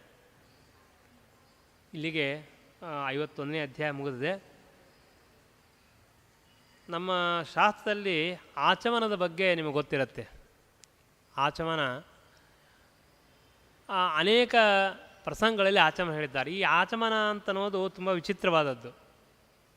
ಸಾಮಾನ್ಯವಾಗಿ ಆಚಮನ ಅಂತಂದರೆ ಒಂದು ಪಾಠಗಳು ನೀರಿಟ್ಕೋತೀವಿ, ಕೇಶವಾಸ್ವರಣ 3 ಸಲ ಕುಡಿತೀವಿ, ಅದು ಆಚಮನೆ, ಅದಿಲ್ಲ ಅಂತಲ್ಲ. ಆದರೆ ಅದು ಮಾತ್ರ ಆಚಮನ ಅಲ್ಲ, ನಿಜವಾಗಿಯೂ ಆಚಮನ ಬೇರೆ ಇದೆ. ಬೀಜ ಇದೆ ಅಂದರೆ ಕೆಲವರು ಮಾಡ್ತಾರೆ, ಇನ್ನು ಕೆಲವರು ಮಾಡೋಂಗಿಲ್ಲ. ನಮ್ಮಲ್ಲಿ ಕೆಲವೊಬ್ಬರಿದ್ದರು, ನಾನು ನೆನಪಿದೆ, ನರಸಿಂಹಾಚಾರ್ಯ ಕಟ್ಟಿ ಅಂತಿದ್ದಲ್ಲ, ಅವ್ರು ಮಾಡ್ತಿದ್ರು, ನಾನು ನೋಡೀನಿ. ಅಂದರೆ ಇಲ್ಲಿಯೂ ಕೂಡ ನಾಗರಾಜ್ ಶರ್ಮಾ ಅವರು ಒಂದೊಂದು ಸಲ ಮಾಡ್ತಿದ್ರು, ಯಾವಾಗ ಮಾಡದೇ ಇದ್ದರು. ಆ ನೀರು ತಗೊಂಡು ಆಚರಣೆ ಮಾಡೋದು ಒಂದು, ಕಣ್ಣಿಗೆ ಹಚ್ಕೋಬೇಕು, ಕಿವಿಗೆ ಹಚ್ಕೋಬೇಕು, ಹೀಗೆ ಬೇರೆ ಬೇರೆ ಕಡೆಗೆ ಅದು ಆಚಮನ ಅಂತ ಹೇಳಿದ್ದಾರೆ. ಒಂದೇ ಇಲ್ಲ, ಅದನ್ನು ಹೇಳ್ತೀನಿ ಹೇಗೆ ಅಂತ ಅನ್ನೋದು. ಏನು ಹೇಳ್ತಾರೆ ಅಂತಂದರೆ,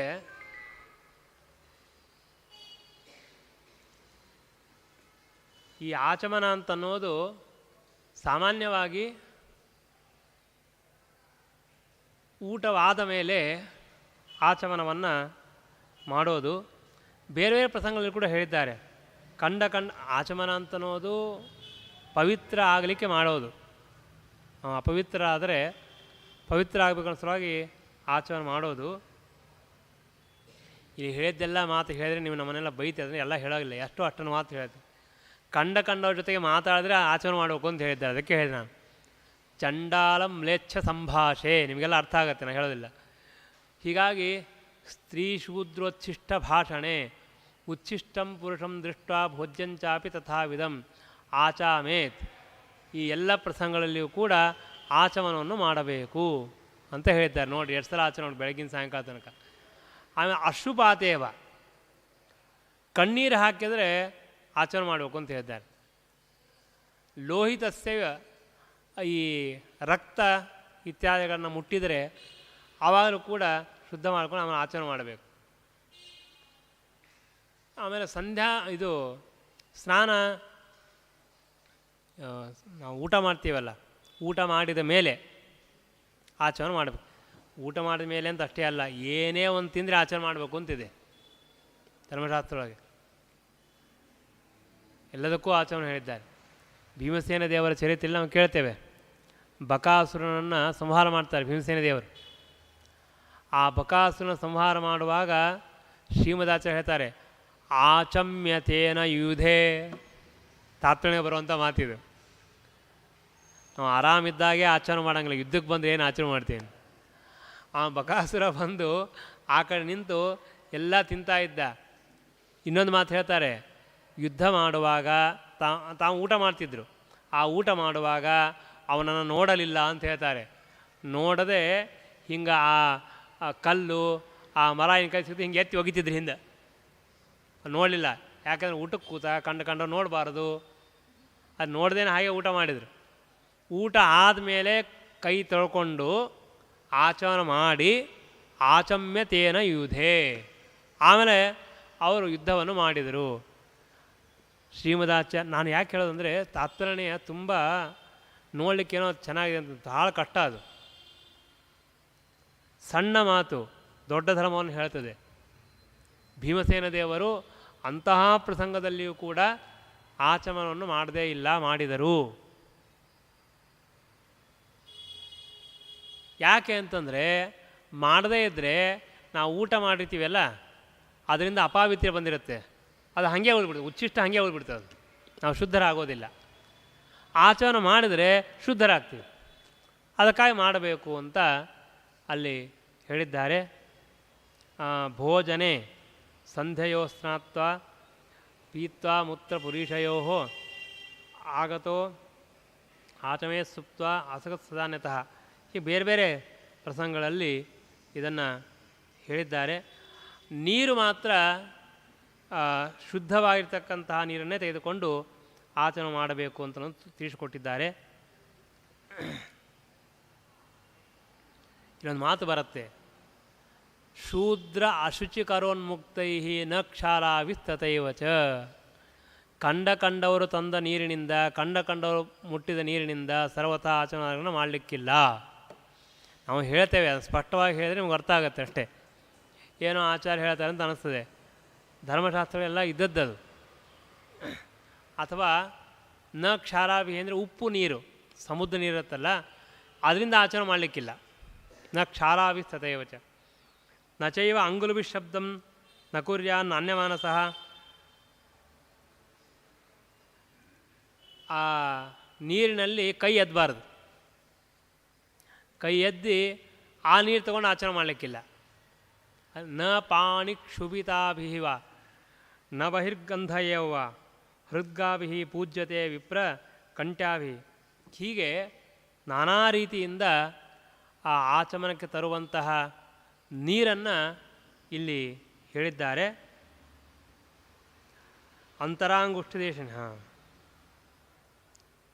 ಇನ್ನು ನಮಗೆ ಈ ದೇವತೀರ್ಥ, ಪಿತೃತೀರ್ಥ, ಆಮೇಲೆ ಏನದು ಇನ್ನೊಂದು ಋಷಿತೀರ್ಥ, ದೇವ ಋಷಿ ಪಿತೃ, ಈ ತೀರ್ಥವನ್ನು ಕೂಡ ಇಲ್ಲಿ ವರ್ಣನೆ ಮಾಡಿದ್ದಾರೆ. ನಾವೇನು ಪ್ರತಿನಿತ್ಯ ಮಾಡ್ತೇವೆ ಅದನ್ನು ಇಲ್ಲಿ ಹೇಳಿದ್ದಾರೆ. ಅಷ್ಟನ್ನು ಹೇಳ್ಬಿಡ್ತೀನಿ, ಅದನ್ನು ಓದಲಿಕ್ಕೆ ಹೋಗೋದಿಲ್ಲ. ಅದಾದ ಮೇಲೆ ಈ ಆಚಮನದ ಬಗ್ಗೆ ಬಂತಲ್ಲ, ಆಚಮನವನ್ನು 3 ಬಾರಿ ನೀರನ್ನು ಕುಡಿಯಬೇಕು ಅಂತಿದೆ. ಸಮೃದ್ಧ ಅಂಗುಷ್ಠ ಮೂಲೇನ ಮುಖಂ ವೈ ಸಮುಪಸ್ಪೃಶೇತ್. ಮುಖವನ್ನು ಏನಿದೆ ನೀರು ಕುಡಿಯೋದು ಅಷ್ಟೇ ಅಲ್ಲ, ನಿಜವಾಗಿಯೂ ಅಂಗುಷ್ಠ ಮೂಲೇನ ಮುಖಂ ವೈ ಮುಖವನ್ನು ಪೂರ್ಣ ಆ ನೀರಿನಿಂದ ಹಚ್ಕೋಬೇಕು. ಅದನ್ನು ಅಂಗುಷ್ಠ ಅನಾಮಿಕಾಭ್ಯಾಂತು ಸ್ಪೃಶೇತ್ ನೈತದ್ವಯಂ ತತಃ. ಆಮೇಲೆ ಅಂಗುಷ್ಠ ಮತ್ತು ಅನಾಮಿಕ ಇವೆರಡರಿಂದ ಕಣ್ಣಿಗೆ ನೀರು ಹಚ್ಕೋಬೇಕು. ತರ್ಜನಿ ಮತ್ತು ಅಂಗುಷ್ಠಗಳಿಂದ ಮೂಗಿನ ನಾಸಾಪುಟದ್ವಯಂ ಅದನ್ನು ಅಲ್ಲಿ ನೀರು ಹಚ್ಕೋಬೇಕು. ಕನಿಷ್ಠ ಅಂಗುಷ್ಠ ಯೋಗದಿಂದ ಕಿವಿಗಳನ್ನು ಮುಟ್ಕೋಬೇಕು. ಆಮೇಲೆ ಹೃದಯವನ್ನು 5 ಬೆರಳನ್ನು ನೀರು ತಗೊಂಡು ಹೃದಯಕ್ಕೆ ನೀರು ಹಚ್ಕೋಬೇಕು.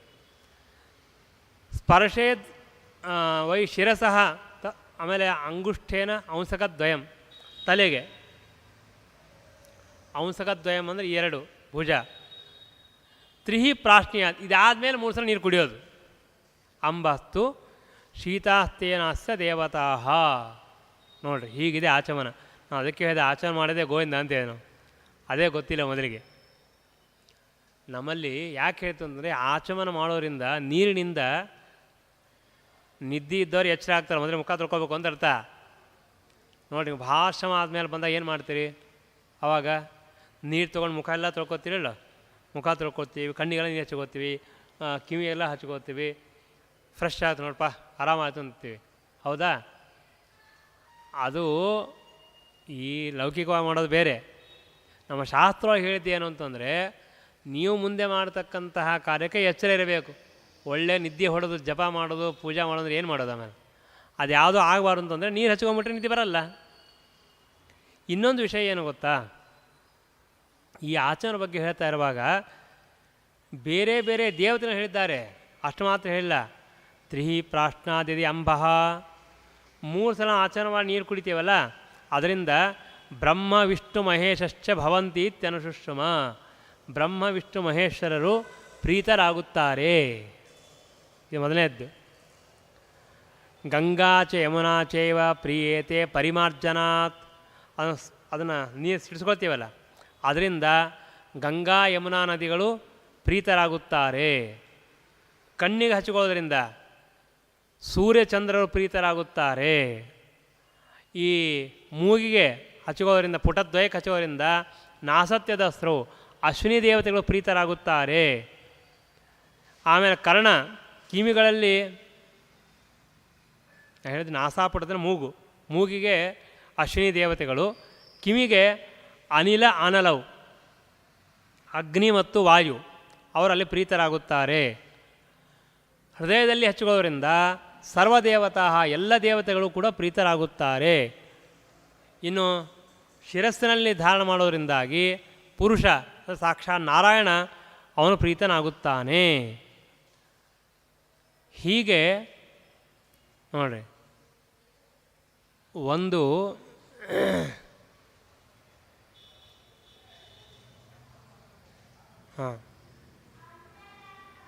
ಆಚಮನ ಮಾಡುವಾಗ ಈ ಎಲ್ಲ ಸ್ಥಳಗಳಲ್ಲಿ ಆ ನೀರನ್ನು ತೆಗೆದುಕೊಂಡು ನಾವು ಸ್ಪರ್ಶ ಮಾಡೋದರಿಂದ ಈ ಎಲ್ಲ ದೇವತೆಗಳು ಪ್ರೀತರಾಗುತ್ತಾರೆ.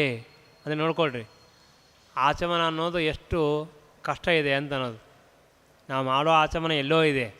ನಾನು ಅದಕ್ಕೆ ಹೇಳಿದೆ, ಈ ಪುರಾಣಗಳನ್ನು ಅಧ್ಯಯನ ಮಾಡ್ತಾ ಇದ್ದರೆ ಮಿನಿಮಮ್ ನಮಗೆ ಏನು ಜ್ಞಾನ ಬರುತ್ತೆ. ನಾವು ಮಾಡೋದು ಬಿಡೋದು ಎರಡನೇದ್ದು, ಯಾವ ರೀತಿಯಾಗಿ ಹೇಳಬೇಕು ಅಂತ ಮಾತ್ರ ಗೊತ್ತಾಗತ್ತೆ. ಇನ್ನೊಂದು ವಿಷಯ ಹೇಳ್ತಾರೆ ಇಲ್ಲಿ. ಏನು ಹೇಳ್ತಾರೆ ಅಂತಂದರೆ,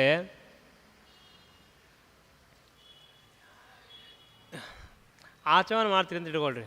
ಆಚಮನ ಮಾಡುವಾಗ, ನೀರು ಹಾಕುವಾಗ ಅದೆಲ್ಲ ನೀರು ಕೆಳಗಡೆ ಬೀಳುತ್ತೆ, ಕಾಲ ಮೇಲೆ ಬೀಳುತ್ತೆ, ಕೈ ಮೇಲೆ ಬೀಳುತ್ತೆ, ಎಲ್ಲ ಆಗತ್ತಲ್ಲ. ಬಿದ್ದರೆ ಆವಾಗ ಅದು ಕೂಡ ಅಶುದ್ಧಿ ಆಯಿತಾ ಅಂದರೆ ಅಶುದ್ಧಿ ಅಲ್ಲ ಅಂತಂತಾರೆ. ವಿಚಿತ್ರವಾಗಿ ಹೇಳ್ತಾರೆ, ಸ್ಪೃಶಂತಿ ಬಿಂದವ ಪಾದೋ ಯ ಆಚಾಮಯತಃ ಪರಾನ್ ಭೂಮಿಪಾಂಶ ಸಮಾಜ್ಞೇಯ ನತೈರಸ್ಪೃಶ್ಯತಾ ಭವೇತ್. ಆಚರಣೆ ಮಾಡಿದ ಮೇಲೆ ಏನಾದ್ರು ಈ ಥರ ನೀರು ಸಿಡಿದ್ರೆ ಅದರಿಂದ ನೀವು ಅಸ್ಪೃಶ್ಯರಾಗುವುದಿಲ್ಲ, ನೀವು ಮೈಲ್ಗೆ ಇಲ್ಲ. ಮೊನ್ನೆ ಯಾರು ಹೇಳ್ತಿದ್ರು, ವಿಚಿತ್ರವಾಗಿರ್ತಾರೆ. ಅವ್ರು ಆಚರಣೆ ಮಾಡುವಾಗ, ತೀರ್ಥ ತಗೊಳ್ಳುವಾಗ ಕೆಲವೊಬ್ರು ಹಿಂಗೆ ನೀರು ಇಟ್ಕೊಂಡು ಬಕ್ಕಂತ ಹಾಕೊಂಡ್ರೆ ಒಳಗೆ ಹಾಕೋತಾರೆ, ಹಿಂಗೆ ಮುಡ್ತಾರೆ. ಯಾಕೆ ಅಂತಂದರೆ ಇಲ್ಲಿ ಬಾಯಿ ಹಚ್ಚಿಬಿಟ್ಟು ಮೈಲಿ ಆಗಿರ್ತದೆ, ಎಂಜಲ ಆಗ್ತದೆ. ಸರ್ವಥಾ ಇಲ್ಲ, ಅದು ಸರ್ವಥಾ ಹಾಗೆ ಹೇಳಿಲ್ಲ. ಯಾವ ಧರ್ಮಶಾಸ್ತ್ರವೂ ಹೇಳಿಲ್ಲ. ಆಚರಣೆ ಮಾಡೋದೇ ಪವಿತ್ರ ಆಗೋ ಸಲುವಾಗಿ ಅದು ಮುಟ್ಟಿ ಒಂದು ಮೈಲಿ ಆಗೋರು ಮುತ್ತೇನು ಗತಿ ಏನು? ಆಮೇಲೆ ಕೆಲವರೊಂದು ತೀರ್ಸೋಟಿಂದ ಹಾಕೋತಿರ್ತಾರೆ, ಹಿಂಗೆ ತೀರ್ಸೋಟಿಟ್ಟು ಹಿಂಗೆ ಸಿಡ್ಕೋತಾರೆ, ಹಿಂಗೆ ಹಾಕೋತಾರೆ. ಯಾವುದು ಎಲ್ಲ ಸಂಬಂಧ ಇಲ್ಲ. ಆಚರಣೆ ಮಾಡಿದ್ರೆ ಕೈಯ ಹಾಕ್ಕೊಂಡು ತೊಗೋಬೇಕು, ಅದು ಧರ್ಮಶಾಸ್ತ್ರ ಅದೇ. ಅದನ್ನ ಬಿಟ್ಟು ನಾವು ಯಾರು ಹೇಳೋರು ಮೈಲಿ ಮಾಡಿ ಅಂತ? ಅದಕ್ಕೆ ನಾನು ಇದನ್ನು ಹೇಳಿದೆ.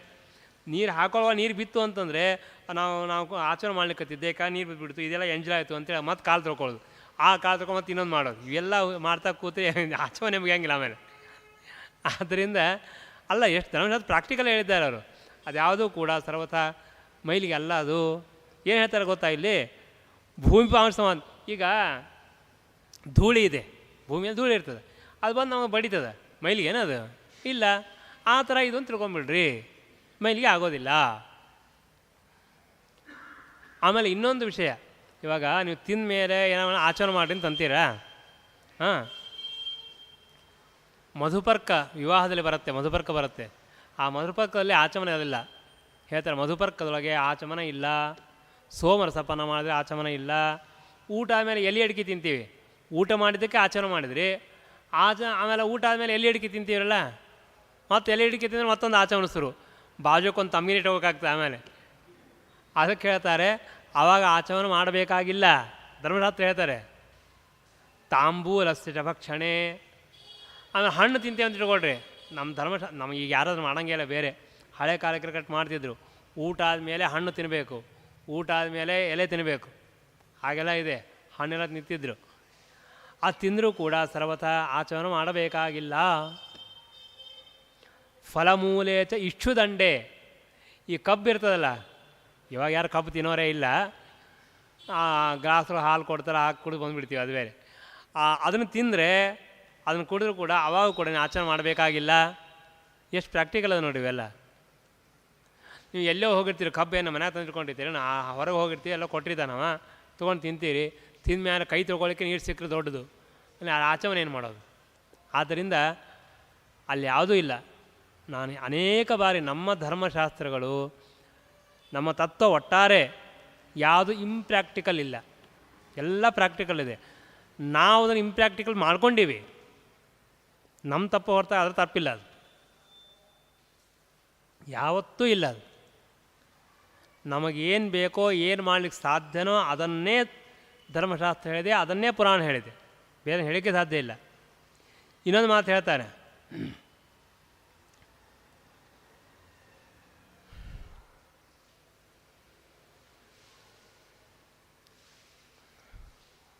ಸಾಮಾನ್ಯವಾಗಿ ನಾವು ಮೂತ್ರ ಪುರುಷಾರಣ ಮಾಡ್ತಾ ಇರುವಾಗ, ಹೊರಗಡೆ ಹೋಗ್ತಾ ಇರುವಾಗ, ಮನೆಯಲ್ಲಿದ್ದಾಗ ಕಾಲು ತೊಳ್ಕೊಬೇಕು ಅಂತ ನಿಯಮ ಇದೆ. ಆದರೆ ಅರಣ್ಯದಲ್ಲಿ ಹೋಗ್ತಾ ಇರುವಾಗ ನಿಯಮ ಇಲ್ಲ. ರಾತ್ರಿ 12-1 ಗಂಟೆ ಆಗಿತ್ತು, ನಿರ್ಜರೆ ರಾತ್ರೋ, ನಿಯಮ ಇಲ್ಲ. ಅಥವಾ ಆಕುಲೆ ಪಥಿ, ಏನೋ ಭಯ ಇದೆ, ಏನೋ ಪಶು ಪಕ್ಷಿ ಪ್ರಾಣ ಬರುತ್ತೆ ಅಂತ ಹೋಗ್ತಾ ಇರ್ತೀರಿ. ಇವಾಗಿನ ಕಾಲಕ್ಕಿಲ್ಲ, ಆಗಿನ ಕಾಲ ನಡೀತಾ ಹೋಗ್ತಾ ಇದ್ರಲ್ಲ ಅವರು. ಇವಾಗೇನು ಬೇರೆ ಥರ ಹೋಗ್ತೀವಿ. ಆ ಕಾಲದಲ್ಲಿಯೂ ಕೂಡ ಕೈಕಾಲು ತೊಳ್ಕೋಬೇಕು ನಿಯಮ ಇಲ್ಲ. ಕೃತ್ವ ಮುತ್ತಂ ಪುರೀಶಂವ ದ್ರವ್ಯಹಸ್ತೋ ನದುಷ್ಯತಿ. ಆಗ ಅವನಿಗೆ ನಿಧಾಯ ದಕ್ಷಿಣೀಕರಣೆ ಬ್ರಹ್ಮಸೂತ್ರ ನಮಃ. ಏನು ಮಾಡೋಕ್ಕಾಗಿಲ್ಲ, ತಾನು ಬಲಗಿವಿ ಮುಟ್ಕೊಂಡ್ರೆ ದೇವರ ಸ್ಮರಣ ಮಾಡಿಬಿಟ್ಟು ಸಾಕು, ಪವಿತ್ರ ಆಗ್ತಾನೆ. ಇದು ನಮ್ಮಲ್ಲಿ ಅನೇಕ ಜನ ಮಾಡ್ತಾರೆ. ಮಾಡಿದರೆ ಉಳಿದವರೆಲ್ಲ ಏನೋ ಹುಚ್ಚಿದಂಗೆಲ್ಲ ಮಾಡ್ತಾನಿದ್ದೇನೆ ಏನಂತದ ಧರ್ಮಶಾಸ್ತ್ರ ಹೇಳಿದ್ದದು.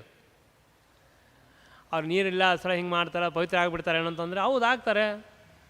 ಧರ್ಮಶಾಸ್ತ್ರನೇ ಹೇಳಿದೆ ಮಾಡಬೇಕು ಅಂತ, ಯಾಕೆ ಆಗೋದಿಲ್ಲ ಅಂತ ತಿಳ್ಕೊತೀರಿ ನೀವು. ಅದಕ್ಕೆ ಹೇಳಿದೆ, ಪ್ರಾಕ್ಟಿಕಲಾಗೇ ಹೇಳಿದ್ದೆ ಅದನ್ನು.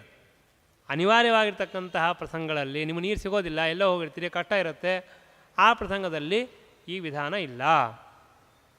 ಅಂದ ಮಾತ್ರಕ್ಕೆ ನೀರು ಇದ್ದಾಗೂ ಮಾಡಬೇಕು ಅಂತ ಹೇಳ್ತಾ ಇಲ್ಲ. ನೀರಿದ್ದಾಗ ಅವಶ್ಯವಾಗಿ ಕೈಕಾಲು ತೊಳ್ಕೋಬೇಕು, ಅದೆಲ್ಲ ವಿಧಾನ ಇದೆ. ಎಲ್ಲಿ ನೀರು ಇರೋದಿಲ್ಲ ಅಂತಹ ಪ್ರಸಂಗದಲ್ಲಿ ಈಗ ಯಾರಿಗೆ ಗೊತ್ತೈತೆ ಹಾಕಿಲ್ಲ, ಅದು ಬೇರೆ ಇರಲಿ. ಇನ್ನು ಕಂಡಲ್ಲಿ ಇವಾಗೆಲ್ಲ ಏನು ಮಾಡೋದು, ದೇವರ ಮಂದಿರ ಒಳಗೇನೆ ಅವು ಟಾಯ್ಲೆಟ್ ಶೌಚಾಲಯಗಳೆಲ್ಲ ಕಟ್ಟಿಬಿಟ್ಟಾರೆ. ಗೋವಿಂದ ಧರ್ಮಶಾಸ್ತ್ರ ಹೇಳುತ್ತೆ ಸರ್ವಥಾ ನಿಷಿದ್ಧ ಹೇಳಿದ್ದಾರೆ. ಅಜೀರ್ಣ ದೇವಾಯತನೆ ವಾಲ್ಮೀಕೆ ನ ಕದಾಚನ ನಸತ್ವೇಷು ಗರ್ತೇಶು ನಗಚ್ಛ ಸುಷಾಂಗಾರಕ ಭಾಷೆ, ಈ ರೀತಿಯಾಗಿ ಅದಕ್ಕೂ ಅನೇಕ ವಿಧವಾಗಿರ್ತಕ್ಕಂತಹ ವಿಧಾನಗಳನ್ನು ಹೇಳಿದ್ದಾರೆ. ಕುರ್ಯಾ ಅತಂದ್ರಿತಃ ಶೌಚಂ ವಿಶುದ್ಧೈ ಉದಿತೋದಕೈ. ಆದಷ್ಟು ಆಲಸ್ಯ ಇಲ್ಲದೆ ಈ ಕರ್ಮಗಳನ್ನು ಮಾಡಬೇಕು ಎಂಬುದಾಗಿ ತಿಳಿಸ್ತಾ ಇದ್ದಾರೆ. ನಮಾರ್ಗಾತ್ ನಾಪರೋಕ್ಷ ಶೌಚ ಶಿಷ್ಟಾಂ ಪರಶ್ಚ ನ ದೇವಾಯತನಾತ್ ಕುರ್ಯಾತ್ ವಾ ಅಮ್ನೋ ನ ಜಲಾತ್ ತಥಾ. ಬೇಕಾದಷ್ಟು ವಿಧಾನಗಳಿದೆ, ಇರಲಿ. ಹೀಗೆ ಆ ಬ್ರಹ್ಮಚಾರಿ ಆದವನು ಇದೆಲ್ಲ ಯಾಕೆ ಹೇಳ್ತಾ ಇದ್ದಾರೆ ಅಂದರೆ ಬ್ರಹ್ಮಚಾರಿ ಅಂತ ಹೇಳಿದ್ದಷ್ಟೇ, ಎಲ್ಲರಿಗೂ ಸಮಾನವಾಗಿರ್ತಕ್ಕಂತಹ ನಿಯಮ ಇದು.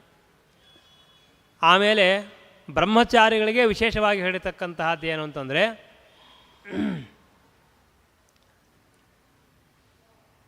ಗುರುಗಳ, ನಾನು ಅವಾಗ ಹೇಳಿದೆ, ಆಸೀನೋ ನಚ ಭುಂಜಾನೋ ನತಿಷ್ಠೇನ್ ನ ಪರಾಂಗುಖಃ. ಗುರುಗಳು ಎದುರಿಗೆ ಇದ್ದಾಗ ಅವ್ರಿಗೆ ತಿರಿಮುಖ ಮಾಡಿ ನಿಲ್ಬಾರ್ದು. ನಾವು ಗುರು ಅಭಿಮುಖವಾಗೇ ಇರಬೇಕು. ಅಲ್ಲಿ ನಿಂತಿದ್ದ ಅವರಿಗೆ ಬೆನ್ನು ಮಾಡಿಕೊಂಡು ನಿಲ್ಲಬಾರದು. ಯಾರಾದರೂ ಗುರುಗಳ ಬಗ್ಗೆ ಬೈತಾ ಇದ್ದರೆ, ನಿಂದೆ ಮಾಡ್ತಾ ಇದ್ದರೆ ಕೇಳಬಾರ್ದು. ಅಲ್ಲಿ ಹೊರಟೋಗ್ಬಿಡ್ಬೇಕು. ಏನೋ ಬೈತಾರೆ ಮತ್ತು ಏನೇನು ಮಾಡೋದು. ಇವಾಗ ನಮಗೇನು ಹೇಳೋಕ್ಕೆ ಆಗೋದಿಲ್ಲ, ಅವ್ರು ನಮಗಿಂತ ದೊಡ್ಡವ್ರು ಇರ್ತಾರೋ ಅಥವಾ ನಮಗೇನೋ ಮಾಡಲಿಕ್ಕೆ ಆಗೋದಿಲ್ಲ, ಏನೋ ಪ್ರಸಂಗ ಇರುತ್ತೆ, ಅವಾಗೇನು ಮಾಡೋದು? ಅದು ಬಿಟ್ಟು ಹೊರಗೆ ಹೋಗ್ಬಿಡ್ಬೇಕಷ್ಟೆ. ಆಮೇಲೆ ಈಗ ಗುರುಗಳನ್ನು ಅವ್ರು ಹೇಗೆ ಮಾಡ್ತಾರೋ ಹಾಗೆ ಮಾತಾಡೋದು. ನ ಕುರ್ವೀತ ಗತಿಭಾಷಣ ಚೇಷ್ಟಿತಂ. ಇವೆಲ್ಲ ಕಾಲೇಜೊಳಗೆ ಬೇರೆ ಕಡೆ ಎಲ್ಲ ಮಾಡ್ತಿರ್ತಾರಲ್ಲ ಹುಡುಗರು, ಅವು ಹೆಂಗೆ ಅನ್ನಿಸೋದು ಅಂತಂತಾರೆ ನಮ್ಮಲ್ಲಿ. ಅವು ಹೆಂಗೆ ಮಾಡ್ತಾರೋ ಹಾಗೆ ಮಾತಾಡೋದು, ಅವು ಹೆಂಗೆ ಹೇಳ್ತಾರೋ ಹಾಗೆ ಓಡಾಡೋದು, ಈ ಥರ ಎಲ್ಲ ಅವರಿಗೆ ಅಪಮಾನ ಮಾಡಬಾರ್ದು. ಗುರುಗಳ ಸಮಾನವಾಗಿರ್ತಕ್ಕಂಥ ಆಸನದಲ್ಲಿ ಸರ್ವಥಾ ಕೂಡಬಾರ್ದು. ಆಮೇಲೆ ಅವರ ನಾಸ್ತ್ಯ ನಿರ್ಮಾಲ್ಯ ಶಯನಂ ಪಾದುಕ ಉಪಾನೋಪಿ. ಅವರ ಪಾದುಕಗಳನ್ನಾಗಲಿ ಚಪ್ಪಲಿ ಅಥವಾ ಅವರ ಹಾಸಿಗೆ ದಾಟಿ ಹೋಗಬಾರ್ದು. ಮತ್ತು ಆಸನ ಇರುತ್ತಲ್ಲ, ಅದನ್ನು ಕಾಲಿನಿಂದ ದಾಟಿ ಹೋಗಬಾರ್ದು. ಇದ್ದರೆ ಬದಿಯಲ್ಲಿ ಹೋಗಬೇಕು, ಹೊರತಾಗಿ ಹಾಗೆ ಹೋಗಬಾರ್ದು. ಸಾಧಯ ದಂತಕಾಷ್ಠಾದಿ ಲಬ್ಧಾನ್. ತನಗೇನಾಗುತ್ತೋ ಅದು ಗುರುಗಳ ಸೇವೆಯನ್ನು ಮಾಡಬೇಕು ಅಂತ ಹೇಳಿದ್ದಾರೆ.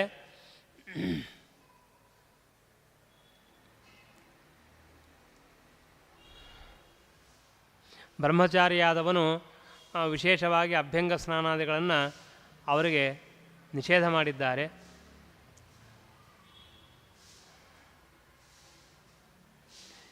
ಈ ರೀತಿಯಾಗಿ ಬ್ರಹ್ಮಚಾರ್ಯ ಗುರುಗಳ ಹತ್ರ ಇರಬೇಕು. ಇಲ್ಲಿ ಹೇಳಿಕೆ ಆಶ್ಚರ್ಯವಾಗುತ್ತೆ. ಯಾವ ಬ್ರಹ್ಮಚಾರಿ ಗುರುಗಳ ಹತ್ರ 1 ವರ್ಷ ಇರ್ತಾನೋ ಆಮೇಲೆ ಪಾಠ ಹೇಳಬೇಕು ಅಂತ ಹೇಳಿದ್ದಾರೆ. ಮುಗದೇ ಹೋಯ್ತು, ಯಾರೂ ಬರೋಂಗಿಲ್ಲ. 1 ದಿನ ಪಾಠ ಹೇಳಿಲ್ಲ, 5 ದಿನ ಪಾಠ ಇಲ್ಲ ಅಂದರೆ ಅಯ್ಯೋ ನಮ್ಮದು ವೇಸ್ಟ್ ಆಗುತ್ತೆ ಅಂತ ಎಲ್ಲರೂ ತಿಳ್ಕೊತಾರೆ. ಇಲ್ಲಿ ಹೇಳ್ತಾರೆ, ಸಂವತ್ಸರೋಷಿತೆ ಶಿಷ್ಯೇ ಗುರು ಜ್ಞಾನಂ ಅನಿರ್ದಿಶನ್ ಹರತೆ ದುಷ್ಕೃತಂ ತಸ್ಯ ಶಿಷ್ಯಸ್ಯ ವಸತೋ ಗುರು. ಅವನು 1 ತಿಂಗಳು 2 ತಿಂಗಳು 4 ತಿಂಗಳು 6 ತಿಂಗಳು 1 ವರ್ಷನೂ ಇರ್ಬೋದು. ಇವರೇನು ಪಾಠ ಹೇಳಿಲ್ಲ ಅಂತಂದರೆ ಏನು ತೊಂದರೆ ಇಲ್ಲ ಅಂತ ಅವನೆಲ್ಲ ಪಾಪಗಳನ್ನು ಪರಿಹಾರ ಮಾಡಿ ಅವನು ಒಂದೇ ದಿನಕ್ಕೆ 1 ವರ್ಷದ ಉಪದೇಶವನ್ನು ಮಾಡ್ಬೋದು. ಅವರು ಆ ಶಕ್ತಿ ಇರುತ್ತೆ. ನಮಗೆ ಆ ವಿಶ್ವಾಸ ಇರಬೇಕಷ್ಟೆ. ಹೀಗಾಗಿ ಗುರುಗಳ ಹತ್ರ ಹೋಗಿ ನಾವು ನಮ್ಮ ಸ್ವಾಮಿಗಳು ಒಂದು ಕಡೆ ಹೇಳಿದ್ದಾರೆ, ನನ್ನ ಪಾಠ ಹೇಳಲೇಬೇಕು ಅಂತ ಆಗ್ರಹದಿಂದ ಪಾಠವನ್ನು ಹೇಳಿಸ್ಕೋಬಾರ್ದು ಅಂತ ಹೇಳ್ತಾರೆ. ಧರ್ಮಶಾಸ್ತ್ರ ಇದೆ. ಅವರೇ ಸಂತೋಷದಿಂದ ಯಾವಾಗ ಪಾಠ ಹೇಳ್ತಾರೋ ಪಾಠ ಹೇಳಿಸ್ಕೋಬೇಕು. ಅವರೇ ಉಪದೇಶ ತೆಗೆದುಕೊಳ್ಬೇಕು. ಏನು ಇವಾಗಿದೆ?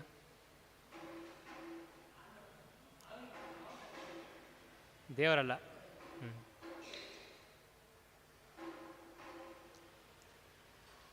ಅದೇ ರೀತಿಯಾಗಿ ಆಚಾರ್ಯರ ಪತ್ನಿ, ಆ ಗುರುಪತ್ನಿಯೂ ಕೂಡ ಅಷ್ಟೇ ಗೌರವವನ್ನು ಕೊಡಬೇಕು. ಆಚಾರ್ಯ ಮಕ್ಕಳಿಗೂ ಕೂಡ ಅಷ್ಟೇ ಗೌರವವನ್ನು ಕೊಡಬೇಕು ಎಂಬುದಾಗಿ ಹೇಳಿದ್ದಾರೆ. ಅದಾದಮೇಲೆ ಪ್ರಾತಃ ಕಾಲ ಸಾಯಂಕಾಲ ಪ್ರತಿನಿತ್ಯವೂ ಗಾಯತ್ರಿ ಜಪವನ್ನು ಮಾಡಬೇಕು. ಬ್ರಹ್ಮಚಾರಿಯಾದವನು ಗಾಯತ್ರಿ ಜಪ ಮಾಡಬೇಕು. ಸಹಸ್ರ ಪರಮಾಂ ದೇವೀಂ ಶತಮಧ್ಯಾಂ ದಶಾವರಾಂ ಗಾಯತ್ರೀಂ ವೈ ಜಪೇ ನಿತ್ಯಂ ಜಪಯಜ್ಞ ಪ್ರಕೀರ್ತಿತಃ. 1000 ಗಾಯತ್ರಿ ಜಪ ಮಾಡಬೇಕು. ಅದಿಲ್ಲ ಅಂತಂದರೆ 100, ಅದೂ ಇಲ್ಲ ಅಂದರೆ 10. ನಾವು ಸ್ಟಾರ್ಟಿಂಗೇ 10 ಇಟ್ಕೊಂಡ್ಬಿಡ್ತೀವಿ, ಮುಂದೆ ಹೋಗಂಗೇ ಇಲ್ಲ. ಅವ್ರು ಉಲ್ಟಾ ಹೇಳಿದ್ದಾರೆ. ಅಲ್ಲಿ ಹೇಳ್ತೀವಿ ಅಂತಂದ್ರೆ 1000 ಮಾಡಿರಿ, ಅದು ಆಗದೇ ಇದ್ದರೆ 100 ಮಾಡಿರಿ ಅಂತ ಹೇಳ್ತಾರೆ.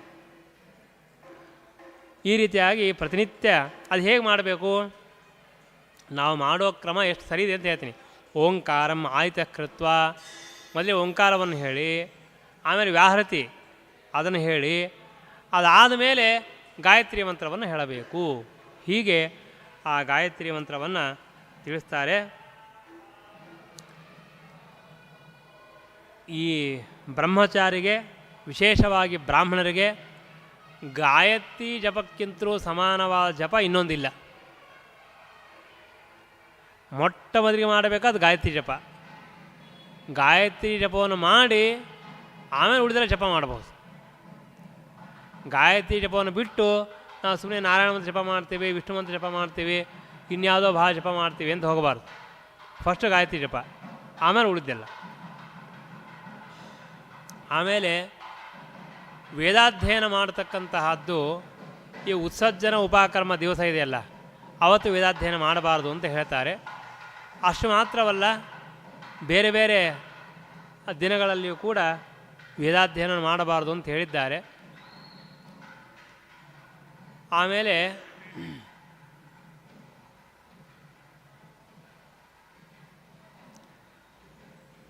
ಮಲಗಿಕೊಂಡಾಗ ವೇದಾಧ್ಯಯನ ಮಾಡಬಾರದು, ಕಾಲು ಚಾಚ್ಕೊಂಡು ಕೂತು ವೇದಾಧ್ಯಯನ ಮಾಡಬಾರದು. ಹೀಗೆ ನ ಅಧೀಯಾತಾಂ ವಿಷಗ್ಜ್ವಾ ಶೂದ್ರ ಶ್ರಾದ್ದಾನ್ನಮೇವ ಚ. ಬೇಕಾಶಿದ ಅಮಾವಾಸ್ಯ, ಚತುರ್ದಶಿ, ಪೌರ್ಣಿಮಾಸ, ಅಷ್ಟಮಿ ಇವುಗಳಲ್ಲಿ ತಾವು ಅಧ್ಯಯನ ಮಾಡಬಾರದು ಅಂತ ತಿಳಿಸಿದ್ದಾರೆ. ಆಮೇಲೆ ತಮ್ಮ ಆಚಾರ್ಯರು ಅಂದರೆ ತಮಗೆ ವಿದ್ಯಾಭ್ಯಾಸ ದೊಡ್ಡವರು ಯಾರು ಅವತ್ತು ಹೋಗಿದ್ದರೆ ಆವಾಗಲೂ ಅಧ್ಯಯನಗಳಿಲ್ಲ. ಹೀಗೆ ಇವುಗಳನ್ನು ಬಿಟ್ಟು ಬೇರೆ ಕಾಲದಲ್ಲಿ ಅಧ್ಯಯನ ಮಾಡಬೇಕು ಅಂತ ಆ ಬ್ರಹ್ಮಚಾರಿ ಹೇಳಿರ್ತಕ್ಕಂತಹದ್ದು. ವೇದಾಧ್ಯಯನ ಮಾಡುವುದು ಎಷ್ಟು ಮಹತ್ವನೋ ಅಷ್ಟೇ ವೇದ ಅರ್ಥವನ್ನು ತಿಳ್ಕೊಳ್ಳೋದು ಅಷ್ಟೇ ಮಹತ್ವದ್ದು ಅಂತ ಹೇಳ್ತಾರೆ. ವೇದ ಅರ್ಥ ತಿಳಿದುಕೊಳ್ಳದೆ ಕೇವಲ ವೇದಾಧ್ಯಯನ ಮಾಡಿದರೆ ಅದಕ್ಕೆ ಅದು ನವೇದ ಪಠಮಾತ್ರೇಣ ಸಂತುಷ್ಟೋ ವೈ ಭವೇದ್ವಿಜಃ ಸಸಮ್ಮೂಢ ಶೂದ್ರಕಲ್ಪ ಪಾತ್ರತಾಂ ನ ಪ್ರಪದ್ಯತೆ. ಅವನು ಸರ್ವಥಾ ಯೋಗ್ಯನಾಗುವುದಿಲ್ಲ, ಅದರ ಅರ್ಥವನ್ನೂ ಕೂಡ ಅವಶ್ಯವಾಗಿ ತಿಳಿದುಕೊಳ್ಳಬೇಕು ಎಂಬುದಾಗಿ ಇಲ್ಲಿ ತಿಳಿಸ್ತಾರೆ. ಇಷ್ಟು ಬ್ರಹ್ಮಚಾರಿಯ ನಿಯಮ ಇದು. ಬ್ರಹ್ಮಚಾರಿಯಾದವನು ಯಾವ ರೀತಿಯಾಗಿರಬೇಕು, ಗುರುಕುಲ ವಾಸವನ್ನು ಮಾಡಬೇಕು. ಬಹಳ ಕಷ್ಟ ಅದು.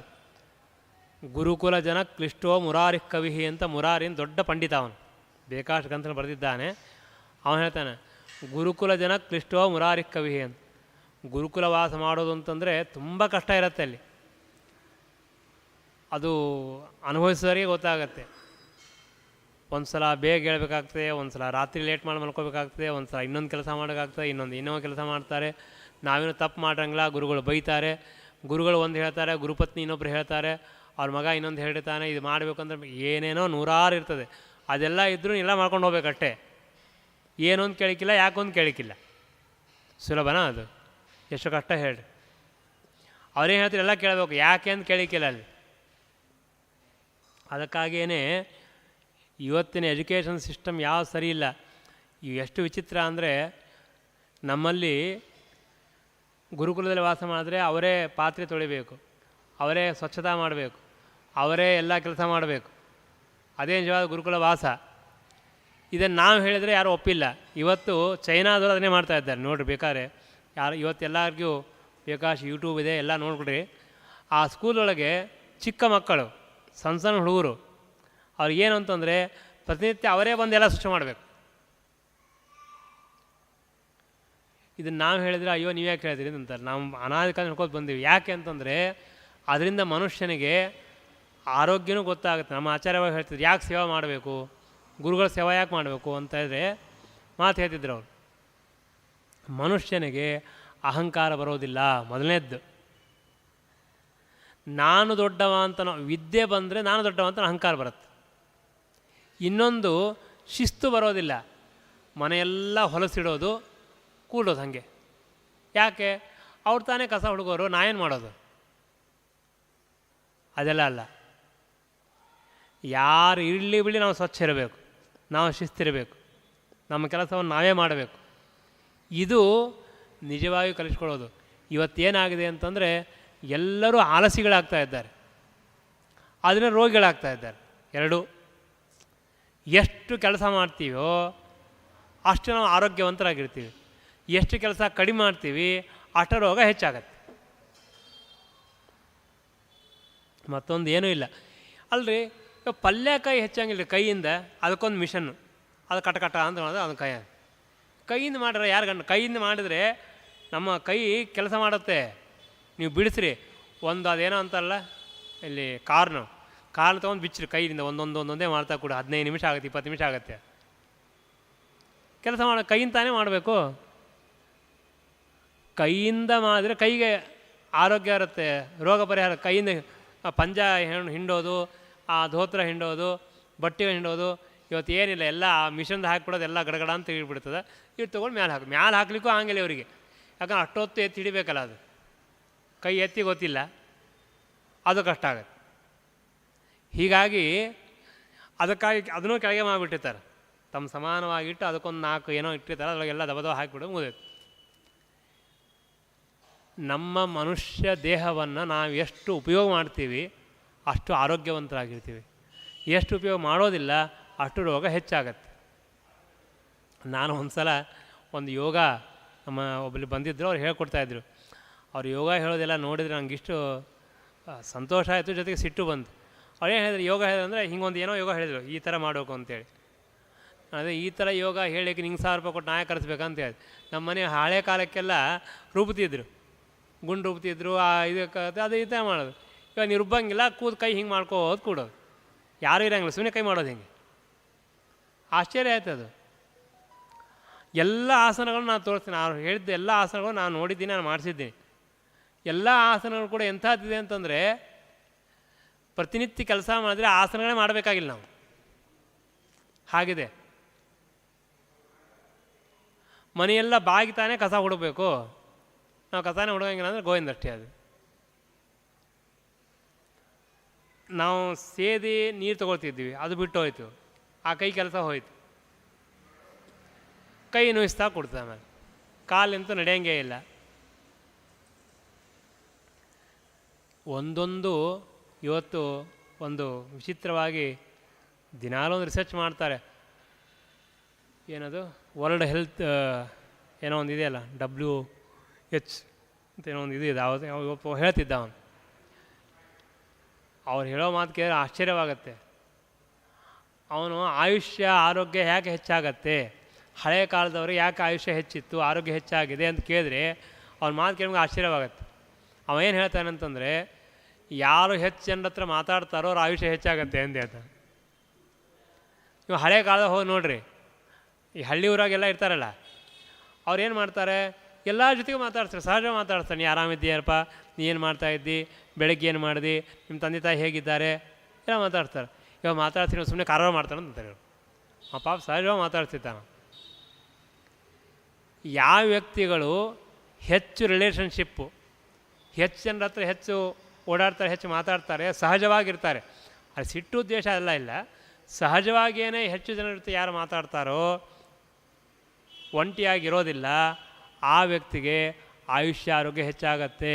ಆದ್ದರಿಂದ ಗ್ರಾಮದಲ್ಲಿದ್ದವರು ಆಯುಷ್ಯವಂತರಾಗಿದ್ದಾರೆ, ಸಿಟಿಯೊಳಗಿದ್ದವರು ಒಬ್ರಿಗೊಬ್ರು ಮಾತೇ ಆಡೋಂಗಿಲ್ಲ, ಆದ್ದರಿಂದ ಅವರಿಗೆ ಆಯುಷ್ಯ ಕಡಿಮೆ ಆಗ್ತಾಯಿದೆ.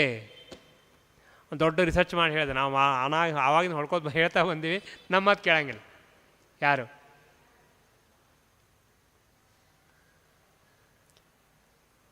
ಇವತ್ತು ಏಕಾಂಗಿತನ, ನಾವು ಒಬ್ಬರೇ, ನನಗೆ ಯಾರು ಕೇಳೋರಿಲ್ಲಪ್ಪ, ಅವನು ಹೇಳ್ತಾನೆ.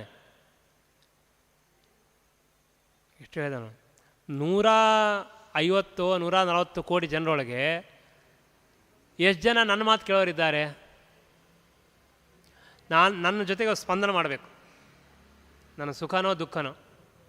ಎಷ್ಟು ಜನ ನನ್ನ ಮಾತು ಕೇಳಕ್ಕಿದ್ದಾರೆ, ಯಾರಲ್ಲೇ ಇಲ್ಲ. I am alone.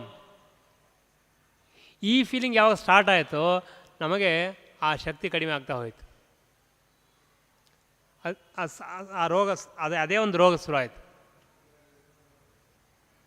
ಆದ್ದರಿಂದ ನಾನು ಅನೇಕ ಬಾರಿ ಹೇಳ್ತಿರ್ತೀನಿ, ನಮ್ಮ ಸಂಪ್ರದಾಯದಲ್ಲಿ ಎಲ್ಲರನ್ನೂ ಮಾತಾಡಿಸ್ಬೇಕು, ಎಲ್ಲರೂ ಚೆನ್ನಾಗಿರಬೇಕು ಅಂತ ಹೇಳಬೇಕು, ಎಲ್ಲರ ಬಗ್ಗೆ ಒಳ್ಳೆಯ ಮಾತಿರಬೇಕು. ಎಷ್ಟು ನಾವು ಮಾತಾಡಿಸ್ತೀವಿ, ಎಷ್ಟು ಪ್ರೀತಿಯಿಂದ ಹೇಳ್ತೀವಿ, ಎಷ್ಟು ಜನರ ಜೊತೆಗೆ ಸಂಪರ್ಕ ಮಾಡ್ತೀವಿ, ಅಷ್ಟು ಆಯುಷ್ಯ ಆರೋಗ್ಯ ಹೆಚ್ಚಾಗುತ್ತದೆ. ಇವತ್ತು ನೋಡಿದ್ದೆ, ಅದು ಇವತ್ತೇ ಬಂದಿದೆ ಹೊಸದಾಗಿ. ಅಂದರೆ ನಮ್ಮಲ್ಲಿ ಸಹಜವಾಗಿಲ್ಲ ಮಾಡಿಬಿಟ್ಟರೆ ನಮ್ಗೆ ಗೊತ್ತಿಲ್ಲ, ಅದು ಇವತ್ತದು ಹೋಗ್ತಾ ಇದೆ, ಆದ್ದರಿಂದಾಗಿ ಕಷ್ಟವಾಗ್ತಾಯಿದೆ. ಯಾಕೆ ಇಲ್ಲಿ ಬಂತಲ್ಲ ಅದನ್ನು ಹೇಳ್ತಾ ಇದ್ದೇನೆ. ಯಾವ ವ್ಯಕ್ತಿ ತಾನು ಉತ್ತಮವಾಗಿರ್ತಕ್ಕಂತಹ ಆಯುಷ್ಯ ಆರೋಗ್ಯವನ್ನು ಪಡೀಬೇಕು ಅಂತ ಅಪೇಕ್ಷೆ ಮಾಡ್ತಾನೆ, ಅವನು ಶಾಸ್ತ್ರಗಳು ಹೇಳಿರ್ತಕ್ಕಂತಹ ಎಲ್ಲ ಧರ್ಮಗಳನ್ನು ಮಾಡ್ತಾ ಹೋಗ್ರಿ, ಭಾಳ ಏನು ಬೇಕಾಗಿಲ್ಲ. ನಾನು ಅದೇ ಹೇಳ್ತೀನಿ, 1 ತಾಸು ಕೂತು ಪೂಜೆ ಮಾಡೋದು, 2 ತಾಸು ಕೂತು ಜಪ ಮಾಡೋದು ಯಾವುದು ಬೇಕಾಗಿಲ್ಲ. ಸರಿಯಾಗಿ ಏಳಬೇಕು, ಬೇಗ ಏಳಬೇಕು, ಕನಿಷ್ಠ ಪಕ್ಷ 8 ಗಂಟೆ. 6 ಗಂಟೆಗೆದ್ರೆ ಸಾಕು. 6 ಗಂಟೆಗೆದ್ರೂ ಆರೋಗ್ಯ ಹೆಚ್ಚಾಗತ್ತೆ. 8 ಗಂಟೆಗೆ ಆಫೀಸ್ ಇರ್ತದೆ, 7:45 ಹೇಳ್ತಾನವ. ಎದ್ದ ಅಂದರೆ ರನ್ನಿಂಗ್ ರೇಸ್. ಆ 15 ನಿಮಿಷದೊಳಗೇನೆ ಸ್ನಾನ, ಪೂಜೆ, ಸಂಧ್ಯಾವಂದನ, ಗೋಪಿಚಂದನ ಎಲ್ಲ ಆಗಿ ಅವನು ಏನು ತಿನ್ನಬೇಕು ಕುಡಿಬೇಕು ಎಲ್ಲ ಕುಡಿದು ಓಡಬೇಕು. ಹೇಗಾಗತ್ತೆ ಅದು? ಆರೋಗ್ಯ ಕೆಟ್ಟು ಹೋಗುತ್ತೆ. ಆದ್ದರಿಂದ ಬ್ರಾಹ್ಮಣರ ಧರ್ಮ ನಮಗೆ ವಿಶೇಷವಾಗಿ ದೇವರು ಆಯುಷ್ಯ ಆರೋಗ್ಯವನ್ನು ಕೊಡಬೇಕು. ಇವತ್ತು ನಾವೆಲ್ಲ ಇಂತಹ ದೇಹವನ್ನು ಪಡೆದಿದ್ದೇವೆ, ಅಪರೂಪದ ದೇಹವನ್ನು ಪಡೆದಿದ್ದೇವೆ. ಬ್ರಾಹ್ಮಣ ಜನ್ಮ ಬಹಳ ಪವಿತ್ರವಾದ್ದು, ಬಹಳ ಶ್ರೇಷ್ಠವಾದ್ದು, ಸಾಧನೆ ಮಾಡಲಿಕ್ಕೆ ಯೋಗ್ಯವಾದ್ದು. ಇಂತಹದ್ರಲ್ಲಿ ನಿಶ್ಚಿತವಾಗಿಯೂ ಕೂಡ ನಾವು ಆ ಭಗವಂತನ ಅನುಗ್ರಹಕ್ಕೆ ಪಾತ್ರರಾಗಬೇಕಾಗಿದ್ದರೆ ಇಲ್ಲಿ ಹೇಳಿರ್ತಕ್ಕಂತಹ ನಾನಾ ವಿಧವಾದ ಧರ್ಮಗಳ ಅನುಷ್ಠಾನ ಮಾಡಬೇಕು. ಅದರಿಂದ ಆ ಭಗವಂತ ಸಂತುಷ್ಟನ ಅನುಗ್ರಹ ಮಾಡ್ತಾನೆ ಎಂಬುದಾಗಿ ತಿಳಿಸ್ತಾ ಇದ್ದಾರೆ. ಹರೇ ನಮಃ. ಶ್ರೀಕೃಷ್ಣಾರ್ಪಣಮಸ್ತು. ಇಲ್ಲಿಗೆ 53ನೇ ಅಧ್ಯಾಯ ಮುಗಿತಾ ಇದೆ. 3 ಅಧ್ಯಾಯ ಇವತ್ತು ಆಗಿದೆ. ಹರೇ ನಮಃ.